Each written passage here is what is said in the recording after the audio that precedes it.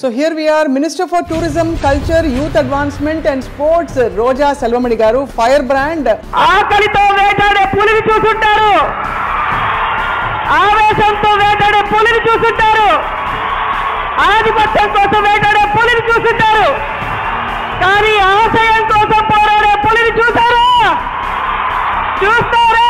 ఇప్పటికీ యూత్ గానే ఫీల్ అవుతున్నాను. నేను ఎప్పుడు కూడా నాకు ఇంత వయసు అయిందని నేను ఎప్పుడు అనుకోలేదు. ఎవరు అనుకోవట్లేదు. ఇప్పుడే లంబసింగిలో హిల్ వ్యూ రిసార్ట్స్ కూడా మా టూరిజం ఓపెన్ చేయడం జరిగింది. డాన్స్ చేశారు.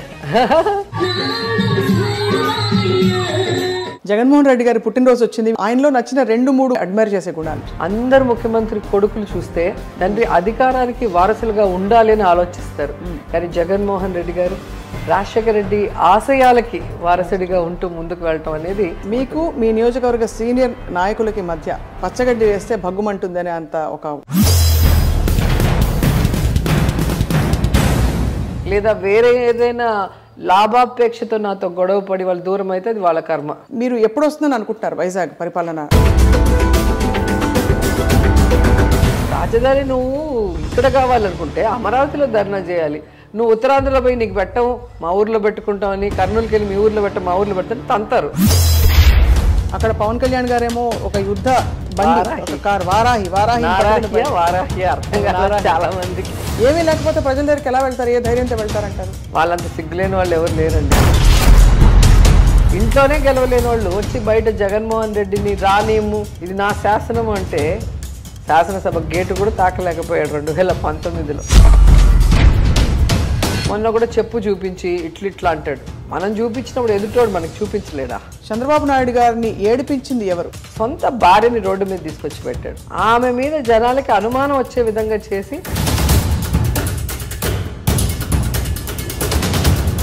అది ఎవరైనా నమ్ముతారా?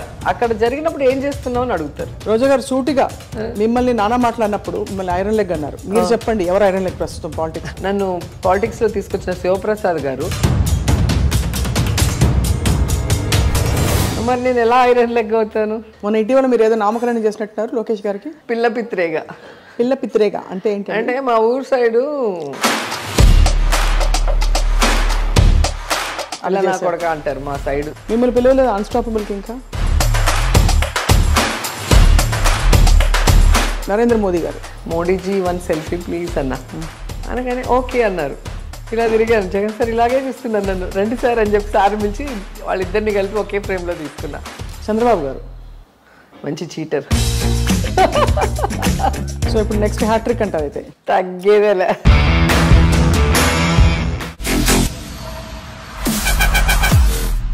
నమస్తే. సామాజికంగా మనం ముందుకు వెళ్తున్నామా లేదా నిర్ధారించుకోవడానికి కొన్ని కొలమానాలు ఉంటాయి. అందులో ఒక ప్రామాణికమైన విషయం ఏంటంటే మహిళలకి సామాజిక అంశాలలో పెద్ద కీలకమైన పాత్ర ఉండడం. డాక్టర్ వైఎస్ రాజశేఖర రెడ్డి గారు తన మంత్రివర్గంలో మహిళలకి చాలా పెద్దపీట వేసిన విషయం అందరికీ తెలిసిందే. అలాగే అదే పరంపరని కొనసాగిస్తూ ఆంధ్రప్రదేశ్ ప్రస్తుత ముఖ్యమంత్రి వైఎస్ జగన్మోహన్ రెడ్డి తన క్యాబినెట్లో ఎంతోమంది మహిళలకి గొప్ప అవకాశాలు ఇచ్చారు. అండ్ ఇదే సందర్భాన్ని పురస్కరించుకుని మనం మాట్లాడబోతున్నాం చాలా కీలకమైన పోర్ట్ఫోలియో బాధ్యతల్ని నిర్వర్తిస్తున్న శ్రీమతి రోజా సెల్వమణి గారితో, minister for tourism, culture, youth advancement and sports. ప్రత్యేకంగా తన ప్రణాళికలు ఏమిటి, అలాగే జగనన్న 50వ పుట్టినరోజు సందర్భంగా జగనన్నకి వారి విషెస్ అండ్ తర్వాతి అంశాలు కూడా మాట్లాడబోతున్నాం. ప్రస్తుతం మనం రోజా గారి ఇంటి ముందున్నాం. టూరిజం అండ్ కల్చర్ అంటూగానే చాలా అందమైన డెకరేషన్తో ఈ ఇల్లు స్వాగతం పలుకుతోంది. మనం ఇంట్లోకి వెళ్ళి మంత్రి గారిని పలకరించబోతున్నాం. అనేక విషయాలపై ఇవాళ చాలా ప్రత్యేకమైన ఎపిసోడ్ తప్పకుండా చూడాలి మీరు.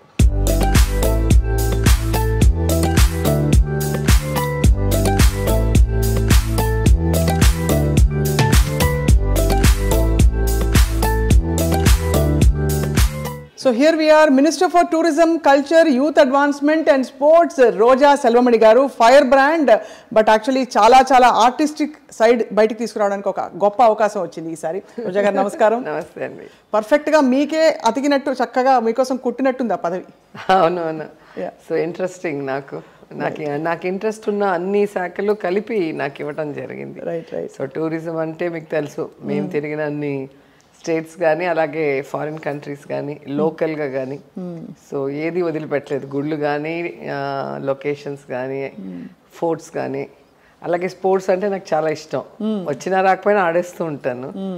ఇంకా కల్చర్ అంటే చాలా ఇష్టం, తెలుగు అమ్మాయిని కాబట్టి భక్తి కానీ అలాగే మన సంగీతం కానీ మన క్లాసికల్ డాన్సెస్ కానీ ఫోక్ డాన్సెస్ చాలా ఇష్టం. ఇక యూత్ అంటే ఇప్పటికీ యూత్గానే ఫీల్ అవుతున్నాను. నేను ఎప్పుడు కూడా నాకు ఇంత వయసు అయిందని నేను ఎప్పుడు అనుకోలేదు, ఎవరు అనుకోవట్లేదు.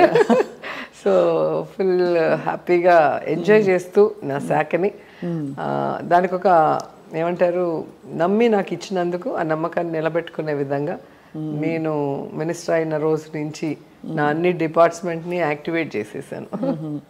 చాలా మీరు అన్ని చిన్న చిన్నగా మొదలుపెట్టి టూరిజంని బాగా డెవలప్ చేయడానికి అన్ని సాయశక్తులా కృషి చేస్తారని చెప్పారు అందరూ. తప్పకుండా చేస్తానండి.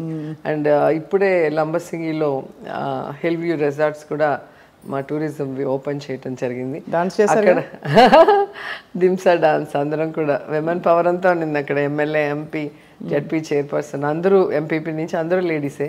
సో అందరం కలిసి అక్కడ ఉన్న లోకల్ కళాకారులతో డాన్స్ వేసాం. అండ్ అసలు ఎంత ప్రశాంతంగా ఉంది అంటే మనం ఈ కాంక్రీట్ జంగిల్లో అసలు పొల్యూషన్లో పరుగులు తీస్తున్నాం. అలా అప్పుడప్పుడు ఒక బ్రేక్ తీసుకొని వెళ్తే ఆ ప్రకృతి అందాలు చూసుకుంటూ స్వచ్ఛమైన గాలిని పీలుస్తూ మళ్ళీ మనము హెల్తీగా రెట్టించిన ఉత్సాహంతో వర్క్ చేయొచ్చు. సో అలాంటి ప్రాంతాలన్నీ కూడా డెవలప్ చేస్తున్నాం. ఇప్పుడైతే మరి ఎన్ని గంటలు పనిచేస్తారు రోజా గారు మినిస్టర్ అయ్యాక? చాలా అక్కడ కాన్స్టిట్యున్సీ, ఇక్కడ అంటే ఓవరాల్ స్టేట్ అంతా చూసుకోవాలి. మళ్ళీ అంటే ఇప్పుడు కరెక్ట్గా జగన్ సార్ బర్త్డే రావటం, జగన్ గారు అంటే మాకు చాలా ఇష్టం. సో అలాంటి ఒక ముఖ్యమంత్రి గారు మన రాష్ట్రంకి ఉండటం మన అదృష్టం. సో ఆయన బర్త్డేని అందరూ కూడా సెలబ్రేట్ చేసుకుంటారు వారి ఇంట్లో మనిషిలాగా. సో దాన్ని నా శాఖ ద్వారా క్రీడాకారులతో కళాకారులతో చేయాలి అనుకున్నాను. సో 1 month నుంచి బ్రహ్మాండంగా చేస్తున్నాం. అన్ని చోట్ల చాలా సపోర్ట్ కళాకారుల నుంచి కానీ ప్రజల నుంచి కానీ అలాగే మా పార్టీలో ఉన్న ప్రజాప్రతినిధులు అందరూ ఉత్సాహంగా పాల్గొని సక్సెస్ చేసుకుంటూ వచ్చాం. సో మరి ఇప్పుడు మీరు ఐడెంటిఫై అవ్వాలంటే మీరు బహుముఖ ప్రజ్ఞాశాలి కాబట్టి ఒక ఆర్టిస్ట్గా చూసాం సినిమా తెరపై. అండ్ ఒక జబర్దస్త్ లాంటి షోలో ఒక కీలకమైన పాత్ర ఒక జడ్జిగా చూసాం. And we have seen you now as a minister. కాబట్టి దేంతో ఎక్కువ ఐడెంటిఫై అవుతారు రోజా గారు? రోజా ఒక మంచి అమ్మాయి లేదా ఒక మంచి మనిషి అని అనిపించుకోవడమే ఇష్టం నాకు. ఇవన్నీ కూడా సెకండరీ. కొన్ని రోజులు ఉంటాయి, కొన్ని రోజులకి కనుమరుగవుతాయి. నేను ఎన్ని రోజులు హీరోయిన్గా చేయగలను, ఎన్ని రోజులుగా మినిస్టర్గా ఉంటానో తెలీదు. అలాగే ఇవన్నీ కూడా పాసింగ్ క్లౌడ్స్ లాగా మన లైఫ్లో. కానీ రోజా అనేది శాశ్వతం కదా. సో ఆ ఇది నాకు కావాలి. ఎప్పటికీ నేను వాళ్ళ హృదయాల్లో వాళ్ళు ఇష్టపడే రోజాగా ఉండాలి అనుకుంటాను. జగన్మోహన్ రెడ్డి గారి పుట్టినరోజు వచ్చింది, మీరు ఇంత సోదరిగా ఇన్ని ప్రయత్నాలు చేసి అందరి చేత చేయిస్తారు కాబట్టి ఆయనలో నచ్చిన 2-3 బాగా మీకు చాలా పర్సనల్గా మీరు చూసి అడ్మైర్ చేసే గుణాలు? నాకు సార్తో ఈ పాదయాత్ర అప్పుడు ఆల్మోస్ట్ దగ్గర నుంచి ఆయన చూడటం జరిగింది. మనిషి పేదవాడా గొప్పవాడా అనే తేడా లేకుండా ప్రతి మనిషిని కూడా ఒక మనిషిగా గౌరవించి ఆప్యాయంగా హక్కున చేర్చుకునే విధానం నచ్చింది. అసలు అక్కడికి వచ్చే వాళ్ళకి చెమటలు పట్టిపోయి ఉంటాయి, లేదా ఏదైనా మోసుకొని వస్తే చెత్త అంతా ఉంటుంది, లేదా కొంతమందికి అయితే ఇట్లా పెద్ద పెద్ద కాయలు కాసి ఒకలాంటి స్కిన్ డిసీజ్. ఎవరైనా కూడా ఒకటే ఎక్స్ప్రెషన్, ప్రేమగా వాళ్ళని చూస్తూ ఇలా ఆశీర్వదించడం కానీ నుదురు మీద ముద్దు పెట్టడం కానీ చూస్తే నాకు నిజంగా ఆశ్చర్యం వేస్తుంది. మన ఓన్ పిల్లలే ముక్కులో గారుతుంటే తుడిచిగానే ఎత్తుకోరు, కొంతమంది మనం చూసాం. సో నీట్గా లేకపోతే కొంతమంది ఎత్తుకోరు. అలా కాకుండా బయట వాళ్ళని కూడా, సొంత వాళ్ళనే మనం ఎత్తుకోలేని పరిస్థితిలో బయట వాళ్ళని కూడా ఆయన ఎంత ప్రేమగా, అసలు ఆ ఎక్స్ప్రెషన్ ఇంకెవరికి రాదు. మేమందరం కూడా ఇంక ఎన్ని జన్మలు ఎత్తినా అది చేయలేము. ఆ మనసు బాగా ఇష్టం నాకు జగన్ గారి దగ్గర. అండ్ రెండవది, ఒక మనిషిని నమ్మితే ఆ మనిషికి ఒక మాట ఇస్తే దానికోసం ఏదైనా కూడా ఆయన వదులుకోవడానికి సిద్ధంగా ఉంటాడు. అది మనం అనేక సందర్భాల్లో చూసాం. కరెక్ట్. ఈరోజు ఓన్లీ రాజశేఖర రెడ్డి గారిని అభిమానించే గుండెలు ఎన్నో ఆగిపోయాయి, ఎన్నో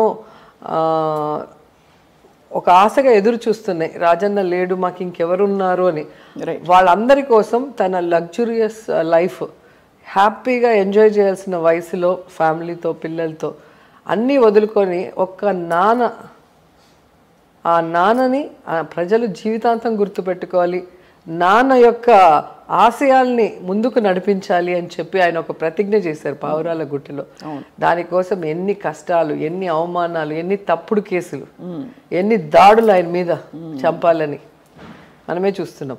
ఇన్ని జరిగితే ఇంకో మనిషి అయితే పాలిటిక్స్లో ఉంటాడా? మనకి ఎందుకు ఈ కర్మ, హ్యాపీగా వెళ్ళి ఎంజాయ్ చేయకుండా కావాల్సినంత డబ్బు ఉందని వెళ్ళిపోతారు. అలా కాకుండా అందరు ముఖ్యమంత్రి కొడుకులు చూస్తే తండ్రి ఆస్తికి, తండ్రి అధికారానికి వారసులుగా ఉండాలి అని ఆలోచిస్తారు. కానీ జగన్మోహన్ రెడ్డి గారు రాజశేఖర రెడ్డి ఆశయాలకి వారసుడిగా ఉంటూ ముందుకు వెళ్ళటం అనేది నేను ఎప్పటికీ మర్చిపోలేను. ఇది ఒక యూత్ భవిష్యత్ తరాలు, అలాగే ఇప్పుడున్న పాలిటిక్స్లో ఎవరైతే ఉన్నారో కొత్తగా వస్తున్నారో వాళ్ళందరూ కూడా కేస్ స్టడీ లాగా జగనన్న లైఫ్ని తీసుకోవాలి తప్పకుండా, పట్టుదల. ఎందుకంటే ఈ కాలంలో ఇంత అవేర్నెస్ ఉన్నప్పుడు, ఇన్ని పొలిటికల్ పార్టీస్ ఉన్నప్పుడు 151 సీట్లు ఆయన కొట్టాడు అంటే ఆయన కష్టం, ప్రజలకి ఆయన మీద నమ్మకాన్ని కలిగించుకునే దాంట్లో సక్సెస్ అయ్యారు.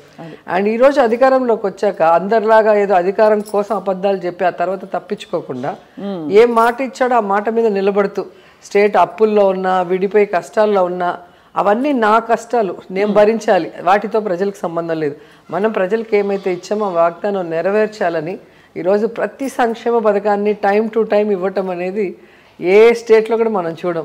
సో ఆ కమిట్మెంట్ నాకు బాగా ఇష్టం, ప్రజల కోసం ఆయన చేయటం. అంటే పాలిటిక్స్ అంటే పదవులు, డబ్బులు, అధికారం అనేది కాకుండా అది ఒక బాధ్యత, అది ఒక సర్వీస్ చేసే ఒక ఏమంటారు ఒక వెపన్ లాగా, దాన్ని కష్టంగా ఇంకా కష్టపడి ఆయన వాళ్ళకి మంచి చేయాలన్న ప్రయత్నం చేయటం చూస్తుంటే ఆశ్చర్యం వేస్తుంది. ఇలా కూడా పాలిటిక్స్ లో చేయొచ్చా అనిపించింది. ఆ కమిట్మెంట్ బాగా ఇష్టం నాకు. పొలిటికల్ లైఫ్, ఇప్పుడు మీరు కూడా మినిస్టర్ అయ్యారు, చాలా మందికి అనిపిస్తూ ఉండొచ్చు ఓ హాయిగా ఉన్నారు రోజా గారని, కానీ మీ రొటీన్ చూస్తే దిమ్మ తిరిగిపోతుంది. హాయిగా ఉండాలంటే ఉండొచ్చు, అలా ఉండే వాళ్ళు కూడా ఉంటారు, కానీ హాయిగా ఉండటం కాదు. మనం హాయిగా ఉండటానికి పాలిటిక్స్ లో రాలేదు, మనం సర్వీస్ చేయాలి, మన వల్ల 10 మందికి ఉపయోగపడాలి, మన వల్ల 10 మంది జీవితాలు బాగుపడాలి అన్న ఆలోచన జగన్ సార్ దగ్గర నుంచి మేము ఇన్స్పిరేషన్ గా తీసుకున్నాం. అందుకే మా వల్ల అయినంత వర్క్ చేస్తూ ముందుకు వెళ్తున్నాం. అండ్ ఫైనల్ గా నాకు జగన్ సార్ దగ్గర నచ్చేది విమెన్ ని గౌరవించడం చాలా ఇష్టం. ఒక విమెన్ ని పాలిటిక్స్ లో ఒక ఓటర్ గా వాడుకుంటారు తప్ప ఏ రోజు కూడా ఆమెకి సమానమైన స్థానం ఇవ్వాలని అనుకోరు. మీటింగ్స్ లో మాత్రం చెప్తారు మహిళా దినోత్సవం వస్తే చాలా ఆకాశంలో సగం, భూమిలో సగం, మన దేవతలు నలయారుతున్నారు, అది ఇద్దని మాట్లాడతారు తప్ప ఆ తర్వాత చూస్తే ఏముండదు. వాళ్ళకి నచ్చిన వాళ్ళకి ఒకరిద్దరికి ఇవ్వటమో, లేదా తండ్రులో తాతలో మొగుడో పాలిటిక్స్ లో ఉండి వాళ్ళు పైకి వెళ్తే వాళ్ళకి కంటిన్యూషన్ గా పెట్టారు. కానీ జగన్ గారు మాత్రం అన్ని ఎస్సీ, ఎస్టీ, బీసీ, మైనారిటీ అన్ని కులాలకి సమానంగా మహిళలకి రాజకీయ అధికారాన్ని ఇస్తున్నారు. అలాగే అన్నిట్లో 50% అవకాశాలు, అది వాలంటరీ వ్యవస్థలో కానీ, లేదా వర్క్స్ ఏవైతే డెవలప్మెంట్ వర్క్స్ ఉన్నాయి దాంట్లో కానీ, ఉద్యోగాల్లో కానీ అన్నిట్లో కూడా ఆయన 50% ఇవ్వటం అనేది ఎవరు మర్చిపోలేరు. అండ్ ఈరోజు ఆయన తీసుకొచ్చిన సంక్షేమ పథకాలలో మెజారిటీ నాకు తెలిసి 75-80% పైగానే అన్ని మహిళల పేరు మీదే ఉంటాయి. హౌస్ పట్టా హౌస్ తీసుకోండి, వైఎస్ఆర్ ఆసరా తీసుకోండి, వైఎస్ఆర్ చేయూత తీసుకోండి, అమ్మఒడి తీసుకోండి, ఏది తీసుకున్నా కూడా విమెన్ ని నమ్మి ఇస్తాడు. ఎందుకంటే ఒక విమెన్ బాగుంటే ఆ ఇల్లు బాగుంటుంది, ఆ రాష్ట్రం బాగుంటుంది, ఆ దేశం బాగుంటుంది అని నమ్మిన వ్యక్తి. నిజంగా ఆడపిల్లల చదువు కోసం, ఎందుకంటే పేదవాళ్ళు ఎప్పుడు కూడా చదువు ఎవరికి చెప్పించాలి అన్న ఒక క్వశ్చన్ వచ్చినప్పుడు అమ్మాయిలకి ఇస్తారు, అమ్మాయిలకి ఇవ్వరు. సో ఆ పరిస్థితి రాకుండా తల్లికి ఫైనాన్షియల్ సపోర్ట్ ఇచ్చి పిల్లలు డ్రాప్ అవుట్ అవ్వకుండా ఈరోజు ఆడపిల్లలు వాళ్ళ కాళ్ళ మీద వాళ్ళు నిలబడే విధంగా అమ్మఒడి, విద్యా దీవెన, వసతి దీవెన, ఫీజు రియంబర్స్మెంట్, అసలు మళ్ళీ వాళ్ళకి పౌష్టికమైన ఆహారం, ఇవన్నీ కూడా ఇచ్చి రియల్గా ఒక ఆడపడుచుకి ఒక అన్నలాగా, తమ్ముళ్ళలాగా, పిల్లలకి మేనమామలాగా ఆయన చేస్తున్న తీరు ఒక మహిళగా నేను మనస్ఫూర్తిగా అభినందిస్తున్నాను. ఈ పార్టీలో మహిళ మినిస్టర్ గా ఉండటం గర్వంగా ఫీల్ అవుతుంది. చాలా గొప్ప విషయం మీరు అన్నట్టే. ఎందుకంటే చాలా ఎంత పటిష్టంగా ఉండే పార్టీలోనైనా ప్రతి చోట ఒకే ప్లేస్ లో పవర్ స్ట్రగుల్స్ ఉంటాయి. అటువంటి మీ జిల్లాలో కూడా, మీ నియోజకవర్గంలో కూడా కొంత వర్గ పౌరున్న మాట అందరికీ తెలుసు. అది ఇంట్లోనే ఉంటుంది కదా, ఆస్తులు ఉంటే 2-3 పిల్లలు ఉంటే అంతవరకు బాగానే ఉంటారు. పెళ్లిళ్ళు అవ్వగానే ఆస్తి పంపకాలు వచ్చే కొందికి ఆ చిన్న ఇది ఉంటుంది, నేను పెద్దోడిని, నేను చిన్నోడిని, లేదా నేను కష్టపడ్డా నాకు ఎక్కువ. అది హెల్తీ కాంపిటీషన్గా ఉన్నంత వరకు ఏం ప్రాబ్లం ఉండదు. సో దాన్ని డీల్ చేయగలిగే శక్తి సామర్థ్యం జగన్ గారికి ఉన్నాయి. రోజా గారికి ఉంది, రోజా గారికి కూడా ఉందని చెప్పచ్చా? నాకు ఇన్స్పిరేషన్ జగన్ గారు. మా ఫస్ట్ నుంచి నాకు ఇన్స్పిరేషన్ జయలలిత గారు ఉండేవారు. తర్వాత అంటే నేను ఆవిడని దూరంగా చూసి ఇన్స్పైర్ అయ్యాను. ఒక లేడీగా సేమ్ ఫీల్డ్ నుంచి, సినిమా ఫీల్డ్ నుంచి రావటం, అవును, పార్టీలో ఆవిడని ఎంత హ్యూమిలేట్ చేసి ఎంత స్ట్రగుల్ పడిందో అవన్నీ చూశాను. కాబట్టి నాకు విమెన్ అంటే అలా ఉండాలి, టైగర్ లాగా అనిపించేది జయలలిత గారిని చూశాను.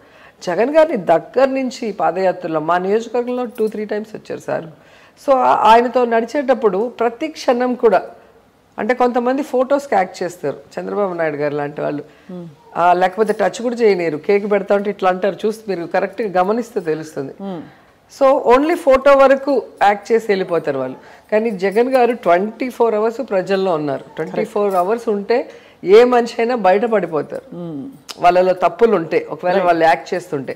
ఆయన రియల్గా మనస్ఫూర్తిగా ప్రజల్ని అభిమానిస్తున్నాడు, ప్రేమిస్తున్నాడు. కాబట్టి ఆయన 24 అవర్స్ జనాల్లో ఉన్నా కూడా జనాలు అభిమానిస్తున్నారు, ఎక్కడ కూడా ఆయన గురించి బ్యాడ్గా మాట్లాడకుండా. అంటే ఆయన ఎంత బాగా వాళ్ళని అర్థం చేసుకుంటున్నాడు, వాళ్ళ సమస్యల్ని ఓపిక్గా వింటున్నాడు, వాటికి భరోసా ఇస్తూ ఎలా ముందుకు వెళ్ళాడు అనేది గమనించాను. అండ్ కాళ్ళు బొబ్బలు ఎక్కేసి అసలు మాకైతే ఒక 5 days నగిరి నుంచి తిరుమలకి పాదయాత్ర చేశాను. ఒకసారి నాకు బొబ్బలు వచ్చేసి వారం 10 రోజులు పడుకునేసాం, కాలు తీసి కాలు పెట్టలేక. కానీ ఆయన ఎక్కడ ఆపకుండా 3600 కిలోమీటర్ల పైగా ఆయన నడవటం అనేది చూస్తుంటే నిజంగా ఆయన డెడికేషన్కి హ్యాండ్స్ ఆఫ్ చెప్పేసి జగన్ అని అంటారు. సో రోజా గారు మొత్తం మీద పొలిటికల్ లైఫ్ ఇప్పుడు మీరు సెటిల్ అయిందని అనుకోవచ్చా? ఎందుకంటే ఇప్పటికి కూడా హ్యాపీగా, ఎందుకంటే 2 ఏళ్ల క్రితం ఐ థింక్ మిమ్మల్ని మరొక సందర్భంలో మామూలుగా పలకరించినప్పుడు కొంతమంది విలేకరులతో కొన్ని సందర్భాల్లో మీకు మంత్రి పదవి రాలేదే అని చాలా మంది ఫీల్ అయ్యారు. అంటే నాకన్నా నా వెల్ విషర్స్కి నన్ను అభిమానించే వాళ్ళందరూ కూడా ఫీల్ అయ్యారు. ఎందుకంటే జగన్ గారి పార్టీలో ఫస్ట్ క్యాబినెట్లో ఉంటారు అనుకున్నాము. అంటే ఒకే క్యాస్ట్ ఒకే జిల్లాలో ఇస్తారని కూడా ఎక్స్పెక్ట్ చేయలేము. అండ్ జగన్ గారికి కూడా ఈక్వేషన్స్ ఉంటాయి, చాలామంది అందరికీ కూడా వెయ్యాలి కదా, అప్పుడు 13 జిల్లాలు ఉన్నాయి. సో నాకైతే ఖచ్చితంగా నమ్మకం ఉంది సార్ ఎప్పటికీ నన్ను చేయవదలరని. అండ్ ఇంకోటి, నాకు ఎప్పుడు కూడా మంత్రి పదవి మీద ఆశ కూడా లేదు. ఎందుకంటే నాకు ఇండివిజువల్గా ఒక పేరు నేను తెచ్చుకోగలిగాను. అండ్ ఎమ్మెల్యేగా అపోజిషన్లో కూడా నేను సస్టైన్ అయ్యి ఒక మంచి పేరు తెచ్చుకోగలిగాను అసెంబ్లీ లోపల బయట. సో ఖచ్చితంగా ఈరోజు ఆ పదవి ఇచ్చినా లేకపోయినా జగనన్న సీఎం అయితే మేము అందరం సీఎం అయినట్టే. సో మాకు ఆ పవర్ అనేది స్టేట్ వైడే కాదు, ఈ దేశంలో ఎక్కడికి వెళ్ళినా ఉంటుంది. ఇప్పుడు నేను చాలా చోట్లకి కూడా మొన్న లక్నో వెళ్ళాము, అలాగే అయోధ్య వెళ్ళాను, కాశీకి వెళ్ళాను. ఎక్కడికి పోయినా ఇక్కడ ఎంత ఉందో దీనికి డబుల్గా ప్రోటోకాల్ వాళ్ళు ఆహ్వానించి మాకు ఇస్తున్నారు అంటే అది జగన్ గారి ఆశీర్వాదమే. సో ఖచ్చితంగా పదవి అనేది సెకండరీ. 10 మంది గుచ్చుతూ ఉంటే అది ఒక బాధ, ఏంటి మీకు ఇలేదే, మీరు ఫస్ట్ నుంచి ఉన్నారు ఇట్లా అంటుంటే ఏంట్రా బాబు వీళ్ళు ఇట్లా అడుగుతున్నారు, వీళ్ళ కోసమైనా అన్నిస్తే పని అయిపోతుంది, లేకపోతే వీళ్ళతో పడలేకపోతున్నా అనుకున్నాను. అంతేగాని ఆ పదవి వల్ల కొత్తగా నాకు ఏదో వచ్చేస్తుంది, అది లేకపోతే ఏదో పోతుంది అనేది లేదు. ఇస్తే ఇంకా నాకు యాడెడ్ గౌరవం అంతే, ఒక ప్రోటోకాల్తో నేను ఇంకా బాగా చేసేదానికి అవకాశం. మీకు మీ నియోజకవర్గ సీనియర్ నాయకులకి మధ్య పచ్చగడ్డి వేస్తే భగ్గుమంటుందనే అంత ఒక పడనితనం వర్గపోరుందంటారు, వాస్తవమా రోజా గారు? మిమ్మల్ని చూస్తే నేను యాక్చువల్గా ఎవరితో గొడవ పెట్టుకోను. నా వరకు నేను గొడవ పెట్టుకోవడం నాకు అసలు ఇష్టం ఉండదు, అది టైం వేస్ట్గా అనుకుంటాను. నేను నా వల్ల అయిన సహాయం చేస్తాను. ఎవరికైనా నేను నచ్చనంటే వాళ్ళ నుంచి దూరంగా ఉంటాను. వాళ్ళకి నచ్చినప్పుడు వాళ్ళని ఎందుకు ఇరిటేట్ చేయటం, మన పని ఏదో మనం చేసుకుందాం సైడ్కి వెళ్తాం. సో కాన్స్టిట్యున్సీలో అది ఎందుకు వచ్చిందో నాకు ఇప్పటికీ అర్థం కాదు. అసలు అలా ఎవరన్నా ఫీల్ మిమ్మల్ని కొంచెం కొంతమంది పైకి రానికుండా సైడ్ చేశారని అది కూడా అంటారు మీ అభిమానులు కావచ్చు. నేను ఇప్పుడు ఓడిపోయినప్పుడే ఇవన్నీ కూడా ఆలోచించను. అలాంటి 2 సార్లు గెలిచినప్పుడు ఇలాంటివన్నీ కూడా మనం ఒకవేళ వాళ్ళు చేశారో లేదో తెలియదు, వాళ్ళని హర్ట్ చేయటం ఎందుకులే అని మీరు ఎప్పుడు అనుకోలేదు, నేను ఎప్పుడు డిస్కస్ కూడా చేయను. అండ్ నేను నాకు తెలిసి నా మనస్సాక్షికి నేను భయపడతాను, భగవంతుడికి భయపడతాను. సో నేను చేసే పనిలో నాకు ఎవరు సహాయం చేస్తారో వాళ్ళందరికీ కూడా నేను ఖచ్చితంగా నష్టం చేసే పని అయితే చేయను, సహాయం చేస్తాను. రైట్. అలాగే నాకు తెలియని వాళ్ళు నా వరకు నమ్మి ఎవరైనా నా ఇంటికో లేదా నా వాట్సాప్ తలుపులో తడితే నేను చేయగలిగింది, ప్రభుత్వం తరఫున చేయగలిగింది అన్నీ చేస్తూనే ఉన్నాను. రైట్. దీనికి మించి ఎవరైనా చెప్పుడు మాటలు విని లేదా వేరే ఏదైనా లాభాపేక్షతో నాతో గొడవ పడి వాళ్ళు దూరం అయితే అది వాళ్ళ కర్మ, నా తప్పైతే ఉండదు. నేనైతే ఎవరికి తెలిసి గొడవ పెట్టుకొని ఎవరికి తెలిసి మోసం చేయను. అది ఎక్కడైనా నేను డిస్కస్ అంతే. ఎందుకంటే నా లైఫ్ లో నేను సాయంత్రం ఇంటికి వెళ్ళి అలా పడుకుంటే ప్రశాంతంగా నిద్రపోవాలి, నాకు ఈ టెన్షన్స్ ఉండకూడదు. అండ్ నేను గట్టిగా నమ్మేది ఏంటంటే కర్మ సిద్ధాంతం. మనం ఎవరికి ఏం చేస్తామో అది తిరిగి మనకి మన పిల్లలకి వస్తుంది. సో నా వల్ల నా పిల్లలు ఇబ్బంది పడటం నాకు ఇష్టం ఉండదు. సో నా వల్ల నా పిల్లలకి ఆశీర్వాదాలు రావాలి లేదా వాళ్ళ లైఫ్ హ్యాపీగా ఉండాలి, కానీ ఎవరో ఖర్చు వాళ్ళకి రావటం నాకు నచ్చదు. చాలా క్లారిటీతో ఉన్నారు రోజా గారు. చాలా మీరు బలంగా చెప్పారు, వైజాగే మనకి పరిపాలనా రాజధాని అవుతుంది. ఎవరు ఎన్ని చేస్తారు అంటే ప్రభుత్వం చెప్తూనే ఉంది, పార్టీ నాయకులు కీలక నాయకులు చెప్తూనే ఉన్నారు. మీరు ఎప్పుడు వస్తుందని అనుకుంటున్నారు వైజాగ్ పరిపాలన?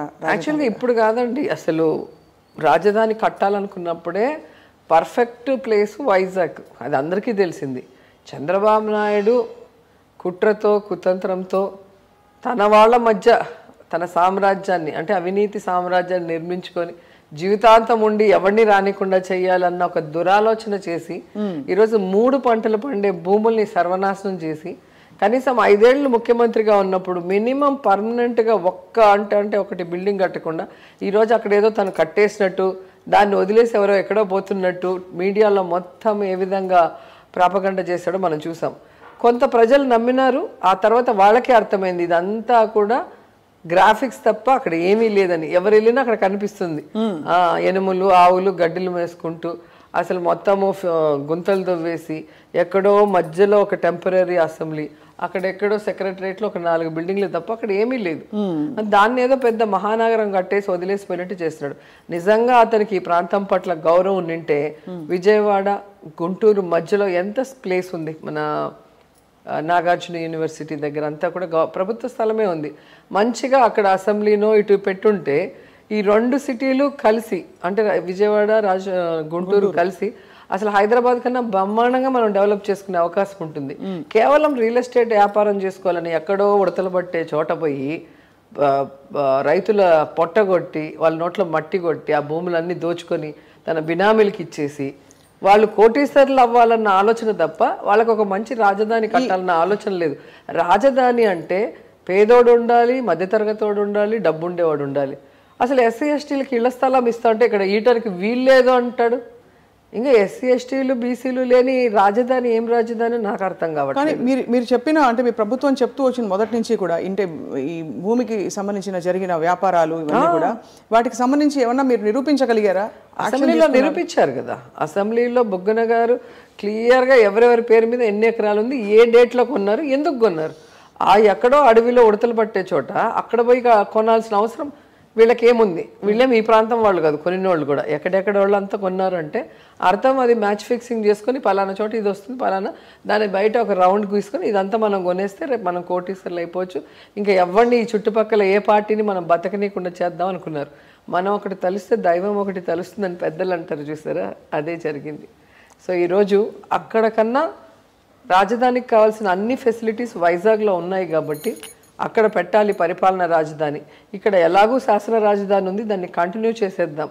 అలాగే కర్నూలుకి రాజధాని ఇవ్వాల్సిన పరిస్థితులు గతంలో ఉన్న అక్కడ మిస్ అయింది కాబట్టి ఆ ప్రాంత వాళ్ళకి కూడా మనోభావాలకి గౌరవించి న్యాయ రాజధాని పెట్టాలని జగన్మోహన్ రెడ్డి గారు నిర్ణయించడం జరిగింది. దానికి ఆ మూలు ఉంది ఈ మూలు ఉంది అంటారు. ఇప్పుడు కర్ణాటకలో బెంగళూరు ఎక్కడుందండి, తమిళనాడులో చెన్నై ఎక్కడున్నదండి, సో హైదరాబాద్ ఎక్కడుంది, తెలంగాణలో ఎక్కడ ఉంది అనేది కాదు, ఫెసిలిటీస్ ఉన్నాయా లేదా, ఒక రాజధానికి ఉండాల్సిన అన్ని సదుపాయాలు ఉన్నాయా లేదా అనేది చూడాలి. సో అవి ఖచ్చితంగా వైజాగ్ ఉంది. వీళ్ళేదో సూర్యుడిని అరచేత్తో ఆపినట్టు కోర్టులో కేసులు వేసి ఏదో చేయాలనుకుంటారు, కానీ జడ్జిలు కూడా పరిశీలించిన తర్వాత ఒక్కొక్కటి వాళ్ళకి నిజాలు తెలిసి అనేక విషయాల్లో మనకి పాజిటివ్ గానే వచ్చింది. హౌసింగ్ విషయంలో మీరు చూసారు ఏ విధంగా కోర్టు చూసి తెలుసుకొని వీళ్ళు చేసేదంతా కూడా తప్పుడు ప్రచారం అని వాళ్ళకే బుద్ధి చెప్పి మళ్ళీ హౌసింగ్ కన్స్ట్రక్షన్కి పర్మిషన్ ఇచ్చారు. అలాగే రాజధాని రైతులు అని చెప్పి రాజధాని నువ్వు ఇక్కడ కావాలనుకుంటే అమరావతిలో ధర్నా చేయాలి, నువ్వు ఉత్తరాంధ్రలో పోయి నీకు పెట్టము మా ఊర్లో పెట్టుకుంటామని కర్నూలుకి వెళ్ళి మీ ఊర్లో పెట్టం మా ఊర్లో పెడతాను తంతారు, పళ్ళు రాళ్ళు కూడా చేతిలో పెడతారు. అంటే రెచ్చగొట్టడానికి గొడవలు పెట్టడానికి బయలుదేరారు వీళ్ళు. మరి ఫస్ట్లో వీళ్ళు రైతులు అనుకొని ఒప్పుకున్న కోర్టు తర్వాత మనం చెప్పినవి చూపించిన రుజువులు చూసాక అర్థమైంది ఇది పొలిటికల్ గేము. వీళ్ళందరూ కూడా వాళ్ళ బినామీలు లేదంటే పెయిడ్ ఆర్టిస్టులు తప్ప రియల్ రైతులు లేరని తెలుసుకొని వాళ్ళు క్లియర్గా ఇచ్చారు. రైతు అనేవాడు ఆ రైతుకు సంబంధించిన ఐడి కార్డు వేసుకొని చేయాలంటే ఎక్కడ పోయింది ఆ పాదయాత్ర? గాల్లో కలిసిపోయింది. అంటే ఎక్కడ రైతులు చేయలేదు, వీళ్ళు చేస్తున్నారు. సో కోర్టుకు కూడా ఇప్పుడు నిజాలు అర్థమవుతున్నాయి ఒక్కొక్క విషయంలో వాళ్ళకి బాగా అర్థం. మీ ప్రభుత్వం అన్ని సవ్యంగా చేస్తోంది, జగన్మోహన్ రెడ్డి గారు బాగా చేస్తున్నారు అన్ని కూడా అని సంక్షేమ పథకాలు పదే పదే మీరు చెప్తున్నారు. కానీ ప్రతిపక్షం మాత్రం దుమ్మెత్తిపోస్తుంది. అక్కడ పవన్ కళ్యాణ్ గారేమో ఒక యుద్ధ విమానం లాంటిది, విమానం కాదు అది బండి, కార్, వారాహి అర్థం చాలా మందికి బయలుదేరుతున్నారు ఆయన స్పెషల్గా. అంటే ఆ యుద్ధ స్ఫూర్తితో బయలుదేరుతున్నారు. ఏమీ లేకపోతే ప్రజల దగ్గరికి ఎలా వెళ్తారు? ఏ ధైర్యంతో వెళ్తారంటారు? వాళ్ళంత సిగ్గులేని వాళ్ళు ఎవరు లేరండి. ప్రజలు ఎన్నిసార్లు చిత్కరించుకున్నా వాళ్ళు ఏదో ఒక కారణం పెట్టుకొని వస్తూనే ఉంటారు. ఈరోజు హైదరాబాద్లో ఉంటూ హ్యాపీగా షూటింగ్లు చేసుకుంటూ హ్యాపీగా లైఫ్ని ఎంజాయ్ చేసుకుంటూ ఎప్పుడో చంద్రబాబు నాయుడుకి ఇబ్బంది వచ్చిందంటే ఆయన ఒక ఫోన్ కొట్టి ఒక ప్యాకేజ్ ఇస్తే పరిగెత్తుకుంటూ వచ్చి ఒక స్టేట్మెంట్ ఇచ్చి ఏదో నానా యాగి చేసి పోవటం తప్ప ఆయన పార్టీ పెట్టిన రోజు నుంచి ఈ రోజుటి వరకు చాలామంది పార్టీలు పెట్టారు. ఎన్టీఆర్ పార్టీ పెట్టారు, మన జగన్ సార్ పార్టీ పెట్టారు, పిఆర్పి పార్టీ పెట్టారు, ఇప్పుడు జనసేన పెట్టారు.